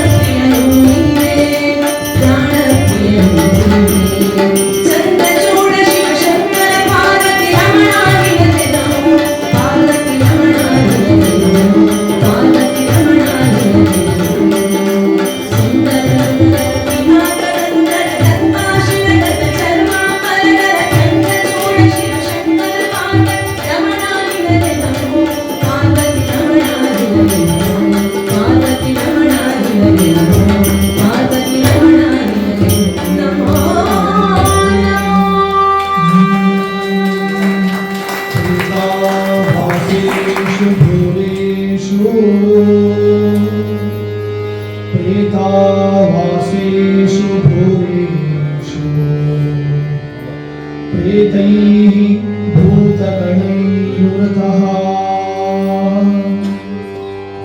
अटति उन्मत्तवन्नग्नो युक्तकेशो हसन्मृगम् चिताभस्मकृतस्नानः प्रेतस्त्री अस्थिभूषणः शिवापदेशो अशिवः मत्तो मत्तजनप्रियः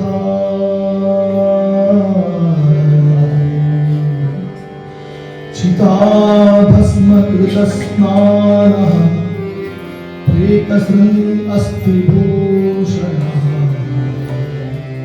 शिवापदेशो अशिवः मत्तो मत्त जनप्रियः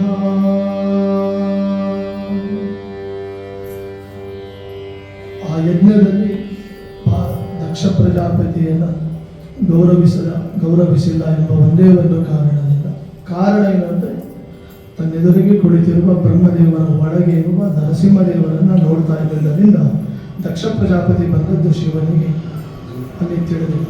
ಆದರೆ ಅದನ್ನೇ ಒಂದು ಹಠ ಭಾವಿಸಿ ಅದನ್ನೇ ವೈರ ಇಟ್ಟುಕೊಂಡು ದಕ್ಷ ಪ್ರಜಾಪತಿ ಶಿವನ ಮೇಲೆ ತುಂಬ ಆಕ್ಷೇಪ ಮಾಡುತ್ತಾರೆ, ತುಂಬ ನಿಂದನೆ ಮಾಡುತ್ತಾರೆ. ಶಿವ ಅಲ್ಲಿಂದ ಏನೂ ಮಾತನಾಡಿ ನೋಡಿ, ಶಿವನ ಹೃದಯ ದೊಡ್ಡವರು ಏನೇ ನಿಂದನೆ ಮಾಡಿದರು, ಮಾವ ನಿಂದನೆ ಮಾಡಿದರು, ಅಪ್ಪ ನಿಂದನೆ ಮಾಡಿದರು, ಏನೂ ಮಾತಾಡಬಾರ್ದು, ಅಲ್ಲಿಂದ ಕೈ ಮುಗಿದು ಹೊರಡಬೇಕು ಅಂತ ಅನ್ನೋದು ಶಿವನ ಒಂದು ಅಭಿಪ್ರಾಯ. ನಾವು ಕೂಡ ಅದನ್ನೇ ರೂಢಿಸಿಕೊಳ್ಬೇಕು. ಮನೆಯಲ್ಲಿ ಅಪ್ಪ ಬೈದರೆ, ಅಮ್ಮ ಬೈದರೆ, ಮಾವ ಬೈದರೆ, ಅತ್ತೆ ಬೈದರೆ ಖುಷಿಯಿಂದ ಕೇಳಿ ನಮಸ್ಕಾರ ಮಾಡಿ ಅಲ್ಲಿಂದ ಹೊರಡಬೇಕು. ಇದು ಶಿವ ಕೊಟ್ಟ ಸಂದೇಶ. ನಾವು ಮುಂದೆ ಹಾಗೆ ಮಾಡ್ತೇವೆ, ಶಿವನನ್ನೇ ಫಾಲೋ ಮಾಡ್ತೇವೆ. ಯಾಕೆಂದರೆ ದೊಡ್ಡವರು ಬೈದಾಗ ಎದುರಿಗೆ ಮಾತಾಡಲಿಕ್ಕೆ ಆಗೋದಿಲ್ಲ, ಅದು ಮಾತಾಡಬಾರ್ದು. ಅದು ಸಂವಿಧಾನಕ್ಕೆ, ಮನುಸ್ಮೃತಿಯ ಸಂವಿಧಾನಕ್ಕೆ ವಿರುದ್ಧ. ನಮ್ಮ ಕಾನ್ಸ್ಟಿಟ್ಯೂಷನ್ ಅಂದರೆ ಮನುಸ್ಮೃತಿ, ಅದು ಹಾಗೆ ಹೇಳಿದೆ. ಶಿವನು ಹಾಗೆ ಹೇಳಿದ್ದಾನೆ. ದೊಡ್ಡವರ ನಿಂದನೆ ಮಾಡಿದರೆ ಅದೇನು ಅಂತ ತಿಳಿದಿರಬೇಕು ನಾವು. ಅದು ನಮಗೆ ಬ್ಲೆಸ್, ಅದು ಆಶೀರ್ವಾದ ಅಂತ ತಿಳಿದು ಅದು ನನಗೆ ಅನುಭವಕ್ಕೆ ಬಂದಿದೆ. ಅವರು ಎಷ್ಟು ಬೈತಾರೆ, ಆ್ಯಕ್ಚುಲಿ ಎಷ್ಟು ನಿಂದನೆ ಮಾಡ್ತಾರೆ, ನಾವು ಒಂದೊಂದು ಸ್ಟೆಪ್ ಇರ್ತಾ ಹೋಗ್ತೇವೆ. ನಾನು ಅವರು ಒಂದು ನಿಂದನೆ ಮಾಡಿದರೆ ಒಂದು ಸ್ಟೆಪ್ ನಾವು ಮೇಲೆ ಹೋಗ್ತೇವೆ, ಇನ್ನೊಂದು ನಿಂದನೆ ಮಾಡಿದರೆ ಇನ್ನೊಂದು ಸ್ಟೆಪ್ ಮೇಲೆ ಹೋಗ್ತೇವೆ. ಅದಕ್ಕೆ ಹರಿದಾಸರು ಹೇಳಿದ್ದು ನಿಂದಕರು ಇರಬೇಕು ಅಂತ. ನಿಂದನೆ ಮಾಡ್ತಾ ಇದ್ದರೆ ನಮ್ಮ ಸಾಧನೆ ಮಾಡಲಿಕ್ಕೆ, ಅಚೀವ್ ಮಾಡಲಿಕ್ಕೆ ಅದು ಒಂದು ಭೂಷಣ ಆಗ್ತದೆ. ತುಂಬ ಹೊಗಳ್ತಾ ಇದ್ದರೆ ಮೇಲಿದ್ದವರು ಕೆಳಗೆ ಇಳಿತಾರೆ, ತುಂಬ ಹೊಗಳ್ತಾ ಇದ್ದರೆ ಮೇಲಿದ್ದವರು ಕೆಳಗೆ ಇಳಿತಾರೆ, ತುಂಬ ಬೈತಾ ಇದ್ದರೆ ಕೆಳಗಿದ್ದವರು ಮೇಲೆ ಬರ್ತಾರೆ. ಮತ್ತು ಹಾಗಂತೇಳಿ ಯಾವಾಗ ಬೈತಾ ಬಿಡೋದು. ತಾತ್ಪರ್ಯ ಏನು ಅಂತಂದರೆ ಕಾಲಕ್ಕೆ ನಿಂದನೆ ಮಾಡ್ತಾ ಇದ್ದರೆ, ಅದನ್ನು ಶಿಕ್ಷಣ ಮಾಡ್ತಾ ಇದ್ದರೆ ಸ್ಟೆಪ್ಪಿಂದ ಸ್ಟೆಪ್ಪಿಗೆ ನಾವು ಇರ್ಬೋದು. ಅದಕ್ಕೆ ಇವತ್ತು ನಮ್ಮ ಹಿಮಾಲಯದ ಗೌರಿ ಶಂಕರ ಅಂತಾಗಿದ್ದಾನೆ ನಮ್ಮ ಶಿವ. ತುತ್ತ ತುದಿಯಲ್ಲಿ, ಕೈಲಾಸ ಪರ್ವತದ ತುತ್ತ ತುದಿಯಲ್ಲಿ ರುದ್ರದೇವರು ಇದ್ದಾರೆ. ಹೀಗೆ ದಕ್ಷ ಪ್ರಜಾಪತಿಯ ಒಂದು ಅವಮಾನ ಅದನ್ನು ಸಹಿಸಿಕೊಂಡು ಅದನ್ನೆಲ್ಲ ನುಂಗಿ, ಅಂದು ವಿಷವನ್ನು ನುಂಗಿದ, ಕಾಲಕೂಟ ವಿಷವನ್ನು ನುಂಗಿದ, ಇಂದು ಮಾವನ ಬೈಗುಳವನ್ನು ನುಂಗಿದ. ಒಟ್ಟು ನುಂಗೋದೇ ಕೆಲಸ ಶಿವ. ಅಂದು ವಿಷ ನುಂಗಿದ, ವಿಷಕಂಠನಾದ. ಇಂದು ದಕ್ಷನ ಬೈಗುಳವನ್ನು ನುಂಗಿದ, ದಕ್ಷ ಸಹ್ಯ ಅಂತ ಆದ. ಅಂತಹ ನಮ್ಮ ಕರುಣಾಮಯಿ ರುದ್ರದೇವರು ಸರಿ ಕೈಲಾಸಕ್ಕೆ ಬಂದ ದಕ್ಷ ಪ್ರಜಾಪತಿ ಮತ್ತೊಮ್ಮೆ ಶಿವನ ಅವಮಾನ ಮಾಡಬೇಕು ಅಂತ ಒಂದು ಯಜ್ಞ ಮಾಡ್ತಾರೆ. ಎಲ್ಲ ದೇವತೆಗಳಿಗೆ ಆಮಂತ್ರಣ ಹೋಗ್ತದೆ, ಇನ್ವಿಟೇಷನ್ ಹೋಗ್ತದೆ, ಕೈಲಾಸಕ್ಕೆ ಹೋಗೋದಿಲ್ಲ. ಎಲ್ಲ ವಿಮಾನಗಳು ಆ ಕೈಲಾಸದ ಮೇಲೆ, ವಾಯು ವಿಮಾನ ಎಲ್ಲ ಕೈಲಾಸ ಮೇಲೆ ಹೋಗಬೇಕು. ತಾಕ್ಷಾಯಿಣಿಗೆ ಗೊತ್ತಿಲ್ಲ ಯಾಕೆ ಹೋಗ್ತಾ ಇದೆ ಅಂತ. ಯಾರಿಗೋ ಒಬ್ಬರು ದೇವತೆಗಳಿಗೆ ಕೇಳ್ತಾರೆ, ಎಲ್ಲಿಗೆ ಹೊರಟಿದ್ದು? ನಿಮ್ಮ ಅಪ್ಪನ ಮನೆಗೆ ಹೊರಟಿದ್ದೇವೆ, ಫಂಕ್ಷನ್ ಇದೆ, ಯಾಗ ಇದೆ. ಓ, ನಿನಗೆ ಗೊತ್ತಿಲ್ವಾ ಅಂತ ಕೇಳಿದರೆ, ತವರು ಮನೆಯ, ನನ್ನ ಗಂಡನ ಮನೆಯ ಭಿನ್ನಾಭಿಪ್ರಾಯಗಳನ್ನು ಏನು ಮಾಡಬಾರ್ದು, ಹೊರಗಡೆ ಯಾರಿಗೂ ಅದನ್ನು ಶೇರ್ ಮಾಡಬಾರ್ದು. ತಮ್ಮ ಒಳಗೆ ಇರಬೇಕು ಅನ್ನುವ ಒಂದು ಗ್ರಹ್ಯ ನೀತಿಯನ್ನು ಸತೀದೇವಿ ತೋರಿಸಿಬಿಟ್ಟು, ಇಲ್ಲ ನಾನು ಬರ್ತೇನೆ, ಬ್ಯಾಗ್ ರೆಡಿ ಆಗಿದೆ, ಈಗ ಬರ್ತೇನೆ ಅಂತ ಹೇಳಿ ಒಳಗೆ ಹೋಗ್ತಾಳೆ. ಶಿವನ ಬಳಿಗೆ ಬರ್ತಾಳೆ, ಶಿವನಿಗೆ ಪ್ರದಕ್ಷಿಣೆ ಹಾಕ್ತಾಳೆ. ಶಿವನಿಗೆ ಗೊತ್ತಿದೆ ಇವಳು ಇಲ್ಲಿದ್ದರೂ ಪ್ರಾಣ ಬಿಡ್ತಾಳೆ, ಅಲ್ಲಿ ಹೋದ್ರೂ ಪ್ರಾಣ ಬಿಡ್ತಾಳೆ. ಶಿವ ಒಂದೇ ಮಾತಾಡ್ತಾನೆ, ನೀನು ಹೋಗೋದು ನನಗೆ ಲೈಕ್ ಇಲ್ಲ, ಇಷ್ಟ ಇಲ್ಲ ಅಂತ ಹೇಳ್ತಾನೆ. ಇನ್ನು ಇದ್ರ ಮೇಲೆ ನೀನು ಬಿಟ್ಟದ್ದು ಅಂತ. ದಾಕ್ಷಾಯಿಣಿ ಕೇಳೋದಿಲ್ಲ, ಇಲ್ಲ ನಾನು ಹೋಗ್ತೇನೆ, ನನ್ನ ಜೊತೆಗೆ ನೀವು ಬನ್ನಿ, ನಿಮ್ಮದು ಎಲ್ಲ ಪ್ಯಾಕ್ ಮಾಡಿದ್ದೇನೆ, ಒಟ್ಟಿಗೆ ಹೋಗೋಣ ಅಂತ. ಬರೋದಿಲ್ಲ, ಯಾಕಂದರೆ ನಿಮ್ಮ ಅಪ್ಪ ದಿವಾಳಿ ಮಾಡಿದ್ದಾನೆ, ಹಾಗಾಗಿ ನಾನು ಬರೋದಿಲ್ಲ, ನೀನೇ ಹೊರಡು ಅಂತ. ಆದರೆ ದಾಕ್ಷಾಯಿಣಿ ಕೇಳೋದಿಲ್ಲ, ಮತ್ತೆ ಪ್ರಾರ್ಥನೆ ಮಾಡ್ತಾಳೆ. ಶಿವನಿಗೆ ಅರ್ಥ ಆಗ್ತದೆ, ಕಣ್ಣು ಮುಚ್ಚಿಬಿಡ್ತಾನೆ. ಹಾಗೆ ದಾಕ್ಷಾಯಿಣಿ ತಾನೇ ಬರ್ತಾಳೆ. ತಾನೇ ಬಂದು ಸ್ವತಃ ಒಂದು ಯಜ್ಞ ಮಂಟಪ, ದಕ್ಷ ಪ್ರಜಾಪತಿ ಯಜ್ಞವನ್ನು ನಡೆಸಿರ್ತಾನೆ. ಅಲ್ಲಿ ಆಹುತಿಗಳು ನಡೆದಿರ್ತದೆ, ಅಗ್ನಿಯ ಒಳಗೆ ಆಹುತಿ ನಡೆದಿರ್ತದೆ. ಒಂದೊಂದು ಮಂತ್ರಗಳಿಂದ ಆಹುತಿ ಆಗ್ತಾ ಇರ್ತಾನೆ. ಸಹಸ್ರ ಶೀರ್ಷ ಪುರುಷ ಸಹಸ್ರಾಕ್ಷ ಸಹಸ್ರಪಾತ್ ಸ್ವಾಹಾ ಯಜ್ಞೇನ ಯಜ್ಞಮಯಜಂತ ದೇವಾಸ್ತಾನಿ ಧರ್ಮಾಣಿ ಪ್ರಥಮಾನ್ಯಾಸಂ ಸ್ವಾಹಾ ಪ್ರಜಾಪತಿಶ್ಚರತಿ ಗರ್ಭೆ ಅಂತಃ ಸ್ವಾಹಾ ವಾಸುದೇವಾಯ ಸ್ವಾಹಾ ಬ್ರಹ್ಮಣೇ ಸ್ವಾಹಾ ಪ್ರಾಣಾಯ ಸ್ವಾಹಾ ಅಪಾನಾಯ ಸ್ವಾಹಾ ಜ್ಞಾನಾಯ ಸ್ವಾಹಾ ಉದಾನಾಯ ಸ್ವಾಹಾ ಸಮಾನಾಯ ಸ್ವಾಹಾ ಬ್ರಹ್ಮಣೇ ನಮಃ. ಮುಂದಿನ ಮಂತ್ರ ಹೇಳ್ತಾರೆ ಋತ್ವಿಜರು, ಏನು ತ್ರ್ಯಂಬಕಂ ಯಜಾಮಹೇ ಸುಗಂಧಿಂ ಪುಷ್ಟಿವರ್ಧನಂ ನಿರ್ವಾರುಕಮಿವ ಬಂಧನಾತ್ ಮೃತ್ಯೋರ್ಮುಕ್ಷೀಯಮಾಮೃತಾತ್ ವಾಮದೇವಾಯ ಅಂತ ಹೇಳಿದಾಗ ದಕ್ಷ ಪ್ರಜಾಪತಿ ಇದೇ ಮಂತ್ರ ಕ್ಯಾನ್ಸಲ್ ಆಗಬೇಕು ಅಂತ, ಈ ಮಂತ್ರ ಇಲ್ಲಿಂದ ಅದು ಡಿಲೀಟ್ ಆಗಬೇಕು. ಅವನ ಅವಮಾನಕ್ಕಾಗಿ ಅವನ ದ್ವೇಷಕ್ಕಾಗಿ ಮಾಡ್ತಾ ಇರುವ ಯಾರು ಅಂತ ದಕ್ಷ ಪ್ರಜಾಪತಿ ಹೇಳಿದಾಗ ಅಪ್ಪನ ಮಾತನ್ನು ಕೇಳಿಬಿಟ್ಟು, ಅಮ್ಮನಿಗಾಗಿ ಬಂದಿದ್ದು ಅಮ್ಮನನ್ನು ನೋಡಬೇಕು ಅಂತ ತುಂಬ ವರ್ಷಗಳಾಗಿತ್ತು, ತನ್ನ ಅಕ್ಕಂದಿರ ಸಮಾಗಮ ಆಗ್ತದೆ ಅಂತ ಬಂದಿದ್ದು. ಅದು ಅಲ್ಲಿ ಏನೋ ದೃಶ್ಯವೇ ಬೇರೆ ಇತ್ತು. ಗಂಡನ ಅವಮಾನ ನಡೆದಾಗ ಅದನ್ನು ಕೇಳಿದರೆ ಕಿವಿ ಮುಚ್ಚಿಕೊಡ್ಬೇಕು, ತಾಕತ್ತಿದ್ರೆ ಪ್ರತಿಭಟನೆ ಮಾಡಬೇಕು, ಆಗಿಲ್ಲ ಅಂದರೆ ಕಿವಿ ಮುಚ್ಚಿಕೊಡ್ಬೇಕು, ಅದು ಸಾಧ್ಯ ಆಗಿಲ್ಲ ಅಂದರೆ ಅಲ್ಲಿಂದ ಜಾಗ ಖಾಲಿ ಮಾಡಬೇಕು. ಅದು ಬಿಟ್ಟು ಅವ್ರ ಜೊತೆಗೆ ಹೌದು ನಮ್ಮ ಯಜಮಾನ್ ಹಾಗೆ ಇದ್ದಾರೆ ಏನು ಮಾಡೋದಕ್ಕೆ ಹೇಳಿ ಅಂತ ಅವ್ರ ಜೊತೆಗೆ ರಾಗ ಆಡಿಬಿಟ್ರೆ ಆವಾಗ ಅದು ಏನು ಪತಿವ್ರತ ಅಂತ ಆಗೋದಿಲ್ಲ. ದಾಕ್ಷಾಯಿಣಿ ದಕ್ಷನ ಅಪ್ಪನ ಮಾತನ್ನು ಕೇಳಿ ಅಪ್ಪನಿಗೆ ಹೇಳ್ತಾಳೆ, ಅಪ್ಪ ನಿನ್ನ ಮಗಳು ಆದ್ದರಿಂದ ನನ್ನನ್ನು ದಕ್ಷ ಕುಮಾರಿ ಅಂತ ಕರೀತಾರೆ, ದಾಕ್ಷಾಯಿಣಿ ಅಂತ ಕರೀತಾರೆ.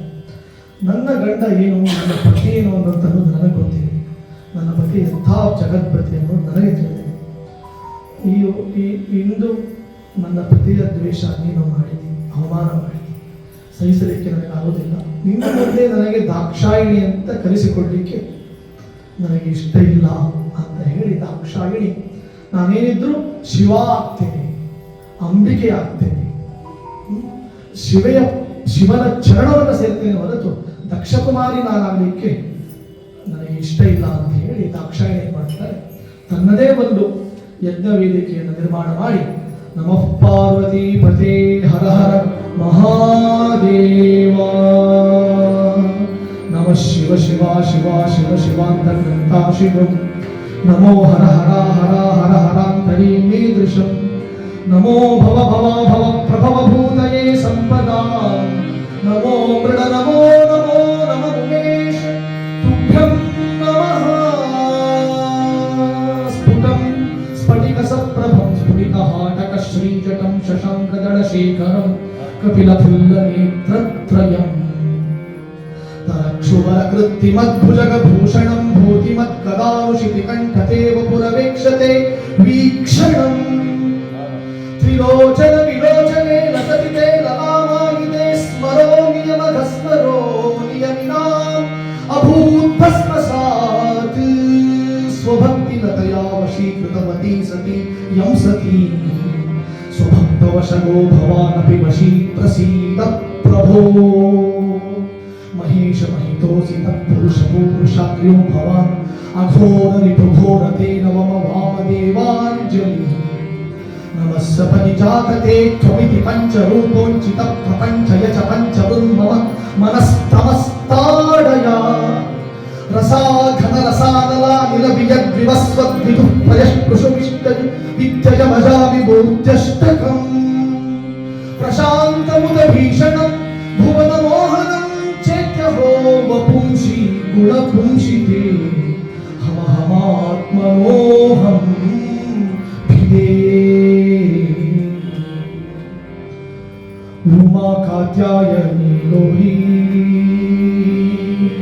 दाक्षायणी कात्यायनी ಆಗ್ತಾರೆ दाक्षायणी पार्वती ಆಗ್ತಾರೆ दाक्षायणी भवानी ಆಗ್ತಾರೆ दाक्षायणी ಶಿವಾನಿ ಆಗ್ತಾರೆ ಅಂತ ದಾಸ ಹೇಳ್ತಾರೆ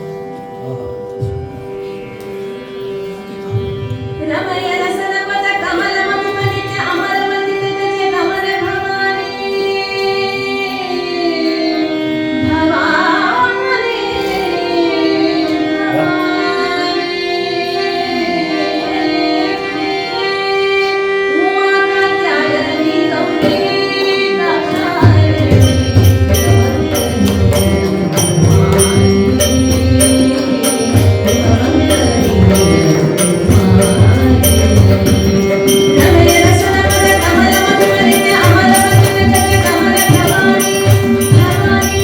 ಭವಾನಿ ಉಮಾ ಕಾತ್ಯಾಯನಿ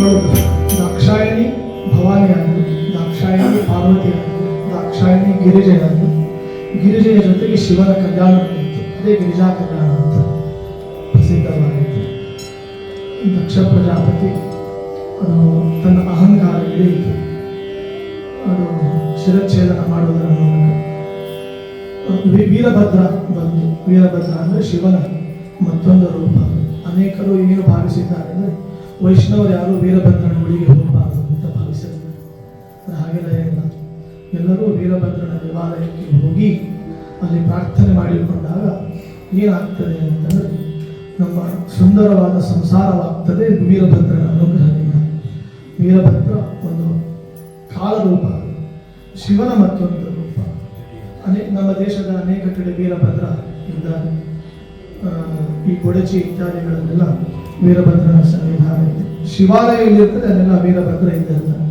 ಇನ್ನೊಂದು ಶಿವನ ರೂಪ ಶಿವನ ಗಣದಲ್ಲಿ ಬರುವಂತಹದ್ದು ಕಾಲಭೈರವ ಅದು ಇರುತ್ತೆ ಉಜ್ಜಯಿನಿ ಒಳಗೆ ಕಾಲಭೈರವ ಅಂತ ದೇವಸ್ಥಾನ ಇದೆ ಅಲ್ಲಿ ಪ್ರಸಾದ ಏನಂದರೆ ಅಲ್ಲಿ ಡ್ರಿಂಕ್ ಸುರೆಯನ್ನೇ ಪ್ರಸಾದ ರೂಪದಲ್ಲಿ ಕೊಡ್ತಾರೆ ಅವನ ಮುಖಕ್ಕೆ ಹಾಕ್ತಾರೆ ವೀರಭದ್ರ ಕಾಲಭೈರವನ ಮುಖಕ್ಕೆ ಹಾಕ್ತಾರೆ ಮತ್ತೆ ಪ್ರಸಾದವನ್ನು ಮತ್ತೆ ವಾಪಸ್ ನಮಗೆ ಕೊಡ್ತಾರೆ ನಾನಂತೂ ತಗೊಳ್ಳಿಲ್ಲ ಅಂದರೆ ಬೇರೆಯವರು ತಗೊಳ್ತಾ ಇರ್ತಾರೆ ಆ ಸುಧಾಪ್ರಿಯರು ಅದನ್ನು ಸ್ವೀಕಾರ ಮಾಡ್ತಾ ಇದ್ರು ನಾನು ನನಗೂ ಒಂದು ಬಾಟ್ಲು ಕೊಟ್ಟು ಇನ್ನೊಬ್ರು ಯಾರು ಸುಧಾಪ್ರಿಯರಿಗೆ ಅವರಿಗೆ ಇನ್ನೊಂದೆರಡು ಬಾಟ್ಲು ಕೊಟ್ಟು ನಾನು ವೀರಭದ್ರನಲ್ಲಿ ಕೇಳಿದ್ದೇನು ಅಂದರೆ ನನಗೆ ಸುರರು ದೇವತೆಗಳ ಬಳಿಯಲ್ಲಿ ಅಮೃತ ಇದೆ ಅಮೃತ ಯಾವುದಂದ್ರೆ ಶಾಸ್ತ್ರ ಶಾಸ್ತ್ರ ಜ್ಞಾನ ಅನ್ನೋದು ಅಮೃತ ಆ ಅಮೃತವನ್ನು ಆ ಸುರೆಯನ್ನು ನನಗೆ ಕೊಡುವಂತ ಆ ಕಾಲಭೈರವರನ್ನು ನಾನು ಪ್ರಾರ್ಥನೆ ಮಾಡಿ ಉಜ್ಜಯಿನಿ ಒಳಗೆ ದೇವರು ನಮಗೆ ಭಾಗವತ ಜ್ಞಾನವನ್ನು ಸ್ವಲ್ಪ ಕರುಣಿಸಿದ್ದಾನೆ. ಆ ಸುರ ಅಂದು ಕಾಲಭೈರವನ ಬಳಿಯಲ್ಲಿ ನಾನು ಪ್ರಾರ್ಥನೆ ಮಾಡಿದ ಸುರ, ನಾನು ಆಸ್ವಾದನೆ ಮಾಡಿದ ಸುರ, ಅದು ಗೀತ ಭಾಗವತ ರೂಪದಲ್ಲಿ ಇಂದು ಈ ರೂಪದಲ್ಲಿ ಅದು ಬಂದಿದೆ ಅಂತ ನಾವು ವಿಶೇಷವಾಗಿ ಚಿಂತನೆಯನ್ನು ಮಾಡಿ ಇಲ್ಲಿಗೆ 4ನೇ ಸ್ಕಂದ ಕೆಲವೊಂದು ಭಾಗ ಹಂತದಲ್ಲಿ ಮುಗಿದು ಹೋಗ್ತದೆ. ಬಹಳ ಸುಂದರವಾದ ಕಥೆಗಳು ಇದೆಲ್ಲ ಶುಕಾಚಾರ್ಯರು ರಮಣೀಯವಾಗಿ ಹೇಳಿದ್ದಾರೆ. ನಮಗೆ ಈ ಒಂದು ಸಂಗಮ ರೂಪದಲ್ಲಿ ಹೀಗೆ ನಾವು ಯಾವುದೋ ಒಂದು ಭಕ್ತಿ ಭಾವದಲ್ಲಿರುವಾಗ ಇನ್ನು ಸ್ವತಃ ಶುಕರೇ ಬಂದು ಪರೀಕ್ಷಿತ ರಾಜನಿಗೆ ಕಥೆಗಳನ್ನು ಹೇಳುವಾಗ ಅವನು ಲಕ್ಕಿ, ಅವನು ಎಷ್ಟು ಅದೃಷ್ಟ ಮಾಡಿದ್ದಾನೆ ರಾಜ ಪರೀಕ್ಷೆ. ಶುಕರು ಶಿವ ಬಂದು ಉಪದೇಶ ಮಾಡಿದ್ದಾನೆ, ಶಿವೋಪದೇಶ ರಾಜ ಪರೀಕ್ಷಿತನಾಗಿ ಆಗಿ ಅದೃಷ್ಟವಂತವನು. ಇಂಥ ಭಾಗ್ಯಗಳು ನಮಗೆ ಬರಬೇಕು, ಈ ಯೋಗ ನಮ್ದಾಗಬೇಕು, ಇಂಥ ಯೋಗ ನಮಗೆ ಸದಾಕಾಲ ಸಿಗಬೇಕು. ನಾವು ಇದನ್ನು ಈ ಅನೇಕಗಳಿಗೆ ಆಕರ್ಷಿತರಾಗ್ತೇವೆ. ಈ IPL ಮ್ಯಾಚ್ಗಳು ಅಂತ, ಮತ್ತು ಇನ್ನು ಧಾರಾವಾಹಿಗಳು ಅಂತ, ಸೀರಿಯಲ್ಗಳು ಅಂತ, ಇವೆಲ್ಲದಕ್ಕೂ ನಮ್ದು ಆಕರ್ಷಣೆ ಇರ್ತದೆ. ಮತ್ತು ಅನೇಕರ ಜೊತೆಗೆ ಸೆಲ್ಫಿ ಅಂತನ್ನುವ ಒಂದು ಸೈತಾಂಶದ ಬೇರೆ ಜೊತೆ ಕೆಲಸಕ್ಕೆ ಬಾರದೇ ಇದ್ದರು, ದೇಶಕ್ಕೆ ದ್ರೋಹ ಮಾಡಿದರು, ಧರ್ಮಕ್ಕೆ ದ್ರೋಹವನ್ನು ಮಾಡಿದರು, ಅವ್ರ ಜೊತೆಗೆ ತೆಗೆಸಿಕೊಳ್ಳುವಂತಹ ದೊಡ್ಡ ದೊಡ್ಡ ವಿದ್ವಾಂಸರು ಬರ್ತಾರೆ, ಪಂಡಿತರು ಬರ್ತಾರೆ, ಅವ್ರ ಜೊತೆಗೆ ಸೆಲ್ಫಿ ಇಲ್ಲ. ಒಳ್ಳೆ ಆರ್ಮಿಯಲ್ಲಿರ್ತಾರೆ, ದೇಶದ ಸೇವೆ ಮಾಡ್ತಾರೆ, ಅವ್ರ ಜೊತೆಗೆ ಅನ್ನದಾತ ಇರ್ತಾರೆ. ಮೂರು ನಮಗೆ ಮುಖ್ಯ. ಒಂದು ಅನ್ನದಾತ, ಒಂದು ಜ್ಞಾನದಾತ, ಇನ್ನೊಂದು ದೇಶ ರಕ್ಷಣೆಯನ್ನು ಮಾಡುವ ಯೋಧ. ಈ ಮೂರನ್ನು ನಾವು ಸದಾಕಾಲ ಹೀರೋಗಳು ಅಂತ ನಾವು ತಿಳ್ಕೊಳ್ಬೇಕು ಹೊರತು ಮತ್ತಾರು ಹೀರೋಗಳು, ಮತ್ತಾರು ಕೂಡ ನಾಯಕರಲ್ಲ. ಅವರೆಲ್ಲ ನಾವು ಕೊಟ್ಟದ್ದನ್ನೇ ಅವರು ಎಂಜಾಯ್ ಮಾಡುವವರು ಹೊರತು ನಮ್ಮ ಜೀವನದಲ್ಲಿ ನಾವು ಸದಾಕಾಲ ನೆನಪಿಸಿಕೊಳ್ಳೋದು. ನಿಮಗೆ ಗುಟ್ಟು ಹೇಳ್ತೀನಿ, ದಯಮಾಡಿ ಹೇಳ್ತೀನಿ, ಈ ಒಂದು ಉಪದೇಶ ಶಿವನ ಉಪದೇಶ ಏನಂದರೆ, ಯಾವ ಹೀರೋಗಳ ಬಳಿಯಲ್ಲಿ, ಯಾವ ಸಿನಿಮಾ ಸ್ಟಾರ್ಗಳ ಜೊತೆಗೆ, ಯಾವುದೇ ಕ್ರಿಕೆಟರ್ ಜೊತೆಗೆ ಸೆಲ್ಫಿ ತೆಗೆದುಕೊಳ್ಳುವ ಅವಶ್ಯಕತೆ ಇಲ್ಲ. ಅದು ಇನ್ನೂ ಪಾಪನೇ ಹೆಚ್ಚಾಗ್ತದೆ. ಪುಣ್ಯ ಹೆಚ್ಚಾಗಬೇಕು ಅಂತಂದ್ರೆ ಆರ್ಮಿ ಯೋದ್ಧಾನ ಜೊತೆಗೆ ತೆಗೆದುಕೊಳ್ಳಿ, ರೈತರ ಜೊತೆಗೆ ತೆಗೆದುಕೊಳ್ಳಿ, ಬೇಕಾದ್ರೆ ವಿದ್ವಾಂಸರ ಜೊತೆಗೆ ಸೆಲ್ಫಿ ತೆಗೆದುಕೊಳ್ಳಬಹುದು. ಇದರಿಂದ ಅನ್ನದಾತನ ಜೊತೆಗೆ ನೀವು ಸೆಲ್ಫಿ ತೆಗೆದುಕೊಂಡ್ರೆ, ಫೋಟೋ ತೆಗೆದುಕೊಂಡ್ರೆ ಅನ್ನ ಹೆಚ್ಚಾಗ್ತದೆ. ಜ್ಞಾನಿಗಳ ಜೊತೆಗೆ ಫೋಟೋ ತಗೊಂಡ್ರೆ ಜ್ಞಾನ ಹೆಚ್ಚಾಗ್ತದೆ. ಅನ್ನದಾತನ ಜೊತೆಗೆ ಫೋಟೋ ತೆಗೆದುಕೊಂಡ್ರೆ ಅನ್ನ ಹೆಚ್ಚಾಗ್ತದೆ. ಅವ್ರ ಜೊತೆ ಸೆಲ್ಫಿ ತೆಗೆದುಕೊಂಡ್ರೆ ಇದ್ದದ್ದೆಲ್ಲ ಕಳ್ಕೊಂಡು ಇವತ್ತು ಅನುಭವಕ್ಕೆ ಬಂದಿದೆ.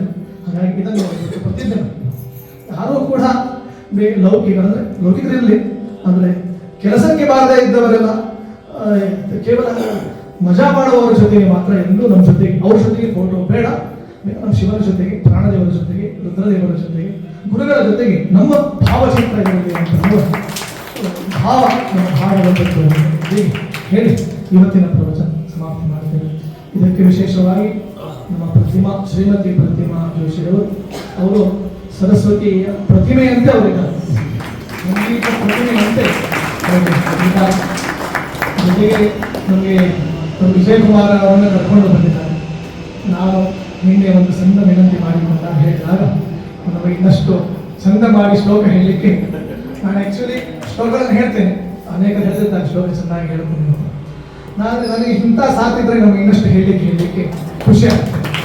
ಇನ್ನು ಅದಕ್ಕೆ ಅದು ಪೋಷಕರು ಹೆಸರಿಗೆ ತಕ್ಕಂತೆ ವಿಷಯ ತಂದು ಕೊಡ್ತಾರೆ. ಮತ್ತು ತಬಲ ಅಂತೂ ತೇಜೋಮಯವಾಗಿದೆ, ತೇಜಸ್ವಿನಿ ಹೇಳೋ ಅವಶ್ಯಕತೆ ಇಲ್ಲ. ಅವನೇ ತೇಜ, ಅವನ ತಬಲವೂ ತೇಜ, ಅವನ ವಿದ್ಯಾವೂ ತೇಜ, ಎಲ್ಲವೂ ತೇಜ. ತಾಳ ಅಂತೂ ಅದ್ಭುತವಾಗಿದೆ.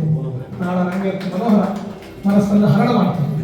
ಇದೆಲ್ಲ ಸಂಗಮ ಇದೆ. 2 ದಿನ ಆಯಿತು, 2 ದಿನ ಆಯ್ತು. ಈಗ ಸಪ್ತಾಹ ಇತ್ತು, 2 ದಿನ ಮುಗಿತೀನಿ. ಕೇವಲ ಪಂಚಾಹ. ಈ ಪಂಚಾಹದಲ್ಲಿ ನಾವು ಭಾಗವಹಿಸಿ ನಾವು ಪಂಚತ್ವವನ್ನು ನಾವು ಪಡೆದುಕೊಳ್ಳೋಣ, ದೇವರ ಅನುಗ್ರಹಕ್ಕೆ ಪಾತ್ರರಾಗೋಣ. ಇದೆಲ್ಲ ಕಾರಣ ಮುಖ್ಯ ಪ್ರಾಣದೇವರ ಅನುಗ್ರಹ, ಶಿವನ ಅನುಗ್ರಹ, ನಮ್ಮ ವೇದಪೀಠ ಟ್ರಸ್ಟ್ ಆಶ್ರಯ, ಅದೇ ನಮಗೆ ಆಶ್ರಯ, ಮತ್ತೆಲ್ಲ ಭಕ್ತರ ಒಂದು ಸಹಕಾರ. ಎಲ್ಲ ಈ ಜ್ಞಾನ ಯಜ್ಞಕ್ಕೆ ಅನೇಕರು ಸೇವೆಯನ್ನು ಸಲ್ಲಿಸ್ತಾ ಇದ್ದಾರೆ. ಯಾಕೆಂದರೆ ಒಂದು ಕಾರ್ಯಕ್ರಮ ಆಗಬೇಕು ಅಂದರೆ ಧರ್ಮಕ್ಕೆ 4 ಧರ್ಮ, ನಂತರ ಏನು ಅರ್ಥ, ಕಾಮ, ಮೋಕ್ಷ, ಹೀಗೆ 4 ಇರ್ತದೆ. ಹಾಗಾಗಿ ಇದೆಲ್ಲ ಧರ್ಮದ ಉತ್ಸವ. ಅದಕ್ಕೆ ಅರ್ಥ ಬೇಕಾಗ್ತದೆ. ಆ ಅರ್ಥ ಏನು ಅನ್ನೋದನ್ನು ಹೊರಗಡೆ ಲಿಸ್ಟ್ ಮಾಡಿ ಹಾಕಿದೆ. ಅದು ಅರ್ಪಣೆ ಆದರೆ ಮತ್ತಷ್ಟು ಇಂಥ ಕಾರ್ಯಕ್ರಮಗಳು ಅದು ವೃದ್ಧಿ ಆಗ್ತದೆ ಅಂತ ಹೇಳ್ತಾರೆ. ಅದಕ್ಕೆ ಒಂದು ಒಳ್ಳೆ ನಿರೂಪಣೆಯೂ ಬೇಕಾಗ್ತದೆ, ಅದು ಬೆಳಕು ಬೇಕಾಗ್ತದೆ. ನಮ್ಮ ಇಷ್ಟದಿರ್ತಾರೆ ಕಲ್ಲೂರಿಗೆ ಸದಾ ಸಿದ್ಧರಿರ್ತಾರೆ, ಎಲ್ಲರೂ ಸಿದ್ಧರಿರ್ತಾರೆ ಅವರು. ಮತ್ತೆ ಅಷ್ಟೇ ಇದೊಂದು ಮಾತ್ರ ನಾವು ಖುಷಿ ನನಗೆ ಹೇಳೋದಂದ್ರೆ ತುಂಬ ಕಡೆ ಪ್ರಚಾರ ಮಾಡ್ತಾರೆ. ಒಂದು ಏನಿಲ್ಲ ಅಂದರೆ ನಿನ್ನೆ ಅವರು 35 ಪೇಜ್ಗಳಿಗೆ ಅವರು ಅಪ್ಲೋಡ್ ಮಾಡಿದ್ದಾರೆ.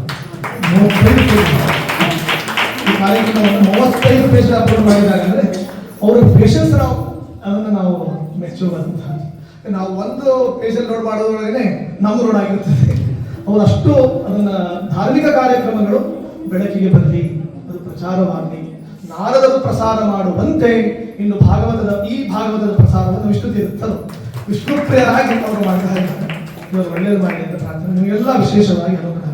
ನಾಳೆ ಮತ್ತೆ 6:30 ಸೇರೋಣ. ಆ್ಯಕ್ಚುಲಿ ನಾವು 7:30 ಮುಗಿಸ್ಬೇಕು ಅಂತ ಇತ್ತು, ಆದರೆ ಇದು ಮಂಗಲ ಭಾಗವತ ಸಂಗೀತ ಎಲ್ಲ ಇರೋದ್ರಿಂದ ಯಾರು ಏನು ಹೋಗಬೇಕು ಅಂತ ಅನಿಸಿಲ್ಲ, ಅದನ್ನು ನಾವು ಮುಂದೆ ಹೋಗಿದ್ದೇವೆ. ನಾನು ಮುಖಭಾವ ನೋಡ್ತಿರ್ತೇನೆ, ಇಲ್ಲಾದ್ರೆ ನಾನು ಮುಗಿಸೇ ಬಿಡ್ತೇನೆ. ಆ ಮುಖಭಾವ ಹೇಗೆ ಕಾಣಿಲ್ಲ ಆದರೆ ಸ್ವಲ್ಪ ಅರ್ಧ ಗಂಟೆ ಮುಂಚೆ ಹೋಯಿತು. ನಾಳೆ 6:30 ಸೇರಿದ ಮಚ್ಚಿಂತನೆ ಮಾಡಿ. ಇಲ್ಲಿವರೆಗೆ ಪಂಡಿತ ಸಮೀರಾಚಾರ್ಯ ಕಂಪೋಲಿ ಅವರು ಅದ್ಭುತವಾಗಿ ಕಳೆದ 2 ದಿನಗಳಿಂದ ನಿರಂತರವಾಗಿ ಭಾಗವತದ ಪ್ರವಚನ ಜೊತೆಗೆ ಒಂದು ದಾಸ ಸಾಹಿತ್ಯವನ್ನು ಕೂಡ ನಮ್ಗೆ ಕೇಳಲಿಕ್ಕೆ ಅನುವು ಮಾಡಿಕೊಟ್ರು. ಇವತ್ತು ವಿಶೇಷವಾಗಿ ನಮ್ಮ ಪ್ರತಿಮಾ ಅವರು ಸುಳಾದಿಗಳನ್ನು ಹಾಡಿದ್ದಾರೆ, ಉಘಾಭೋಗ ಹಾಡಿದ್ದಾರೆ. ಯಾಕಂತ ಹೇಳಿದ್ರೆ 100 ಹಾಡಿಗೆ ಒಂದು ಸುಳಾದಿ ಸಮಾನತೆ, 100 ಸುಳಾದಿಗಳಿಗೆ ಒಂದು ಉಘಾಭೋಗ ಸಮ ಅಂತ ಹೇಳಿ ದಾಸಾರ್ಯರು ಹೇಳ್ತಾರೆ. ನಮ್ಮ ಸಮೀರಾಚಾರ್ಯರು ಕೂಡ ಒಂದು 2-3 ಉಘಾಭೋಗಗಳು ಕೂಡ ಬಹಳ ಅದ್ಭುತವಾಗಿ ಒಂದು ಕೇಳಲಿಕ್ಕೆ ನಮಗೆಲ್ಲರಿಗೂ ಅನುಕೂಲ ಮಾಡಿಕೊಟ್ರು. ಅವ್ರು ಇನ್ನು ಯಾಕಾದ್ರೂ ಈ ಕಾರ್ಯಕ್ರಮ ಮುಗಿದಿರೋ ಅಂತಕ್ಕಂಥ ಭಾವನೆ ನಿಮ್ಮೆಲ್ಲರ ಹತ್ರ ಇದೆ. ಇನ್ನು ನಿನ್ನೆಕ್ಕಿಂತ ಹೆಚ್ಚಿನ ಸಂಖ್ಯೆಯಲ್ಲಿ ತಾವೆಲ್ಲರೂ ಬಂದಿದ್ದೀರಿ. ನಾಳೆ ಕೂಡ ಇನ್ನೂ ಹೆಚ್ಚಿನ ಸಂಖ್ಯೆಯಲ್ಲಿ ಬಂದು ಭಾಗವತದ ಸಾರೋದ್ಧಾರ ನಿಯಾಮಕ ಅಧಿಕ ಮಾಸದ ಪುರುಷೋತ್ತಮನ ವಿಶೇಷ ಅನುಗ್ರಹಕ್ಕೆ ತಾವೆಲ್ಲರೂ ಒಂದು ಭಾಜನರಾಗುವುದನ್ನು ಕೇಳ್ಕೊಳ್ತಾ ಮತ್ತೊಮ್ಮೆ ಪ್ರತಿಮಾ ಜೋಶಿ ತಂಡಕ್ಕೆ, ನಮ್ಮ ವಿಜಯಕುಮಾರ್ ಮತ್ತು ತೇಜ್ ಮತ್ತು ಮನೋಹರ್ ಅವರಿಗೆ ವಿಶೇಷ ಅನಂತ ಧನ್ಯವಾದಗಳು. ದಿನದಿಂದ ದಿನಕ್ಕೆ ಅವರ ಹುರುಪು ಕೂಡ ಹೆಚ್ಚಾಗ್ತಾ ಇದೆ. ಏನಂತ ನಮ್ಮ ವಿಜಯಕುಮಾರ್ ಅವ್ರಿಗೂ ಯಾವಾಗ ನಾಳೆ ಸಾಯಂಕಾಲ ಆಗ್ತದೆ, ಯಾವಾಗ ನಾನು ಹಾರ್ಮೋನಿಯಂ ಬಾರಿಸೇನು ಅಂತಕ್ಕಂಥ ಒಂದು ಭಾವನೆ ಅವ್ರ ಹತ್ರ ಬಂದಾಗ ಈ ಕಾರ್ಯಕ್ರಮ ಸಕ್ಸಸ್ ಆಗ್ತದೆ. ಹೊಸ ಪ್ರಯೋಗ ಈಗಾಗಲೇ ಕಳೆದ 2 ದಿನದಿಂದ ಏನು ನಿಮ್ಮೆಲ್ಲರ ಒಂದು ಚಪ್ಪಾಳೆ ಇರ್ಬೋದು, ನೀವೆಲ್ಲರೂ ಬಂದಿರಬಹುದು. ಮಳೆಗಾಲ ಕೂಡ ಸ್ವಲ್ಪ ಇವತ್ತು ಉರುಪಾಗಿ ಅಂದ್ರೆ ವರ್ಣದೇವರು ಕೂಡ ಕಾರ್ಯಕ್ರಮ ಕೇಳಕ್ಕೆ ಒಳಗೆ ಕೂತಿದ್ದಾರೆ ಅಂತ ಹೇಳಿ ಹೊರಗಡೆ ಮಳೆ ಬರ್ತಾ ಇಲ್ಲ. ಹಿಂಗಾಗಿ ಆ ವರ್ಣದೇವರಿಗೆ ಕೂಡ ನಾನು ಅನಂತ ಧನ್ಯವಾದ ಹೇಳ್ತಾ, ನಾಳೆ ಕೂಡ ಸರಿಯಾಗಿ 6:30 ಬರಬೇಕು. ಇವತ್ತು 1.5 ತಾಸು ಉಪನ್ಯಾಸ ಆಗಿದೆ, ಯಾರಿಗೂ ಗೊತ್ತನೇ ಆಗಿಲ್ಲ. ನಾಳೆ 6:30ರಿಂದ 7:30ವರೆಗೆ ಉಪನ್ಯಾಸ ಇದೆ. 8 ಆಗ್ಬೋದು, 8:30 ಆಗ್ಬೋದು. ತಾವೆಲ್ಲರೂ ಸಹಕರಿಸಬೇಕಂತ ಕೇಳ್ಕೊಳ್ತಾರೆ.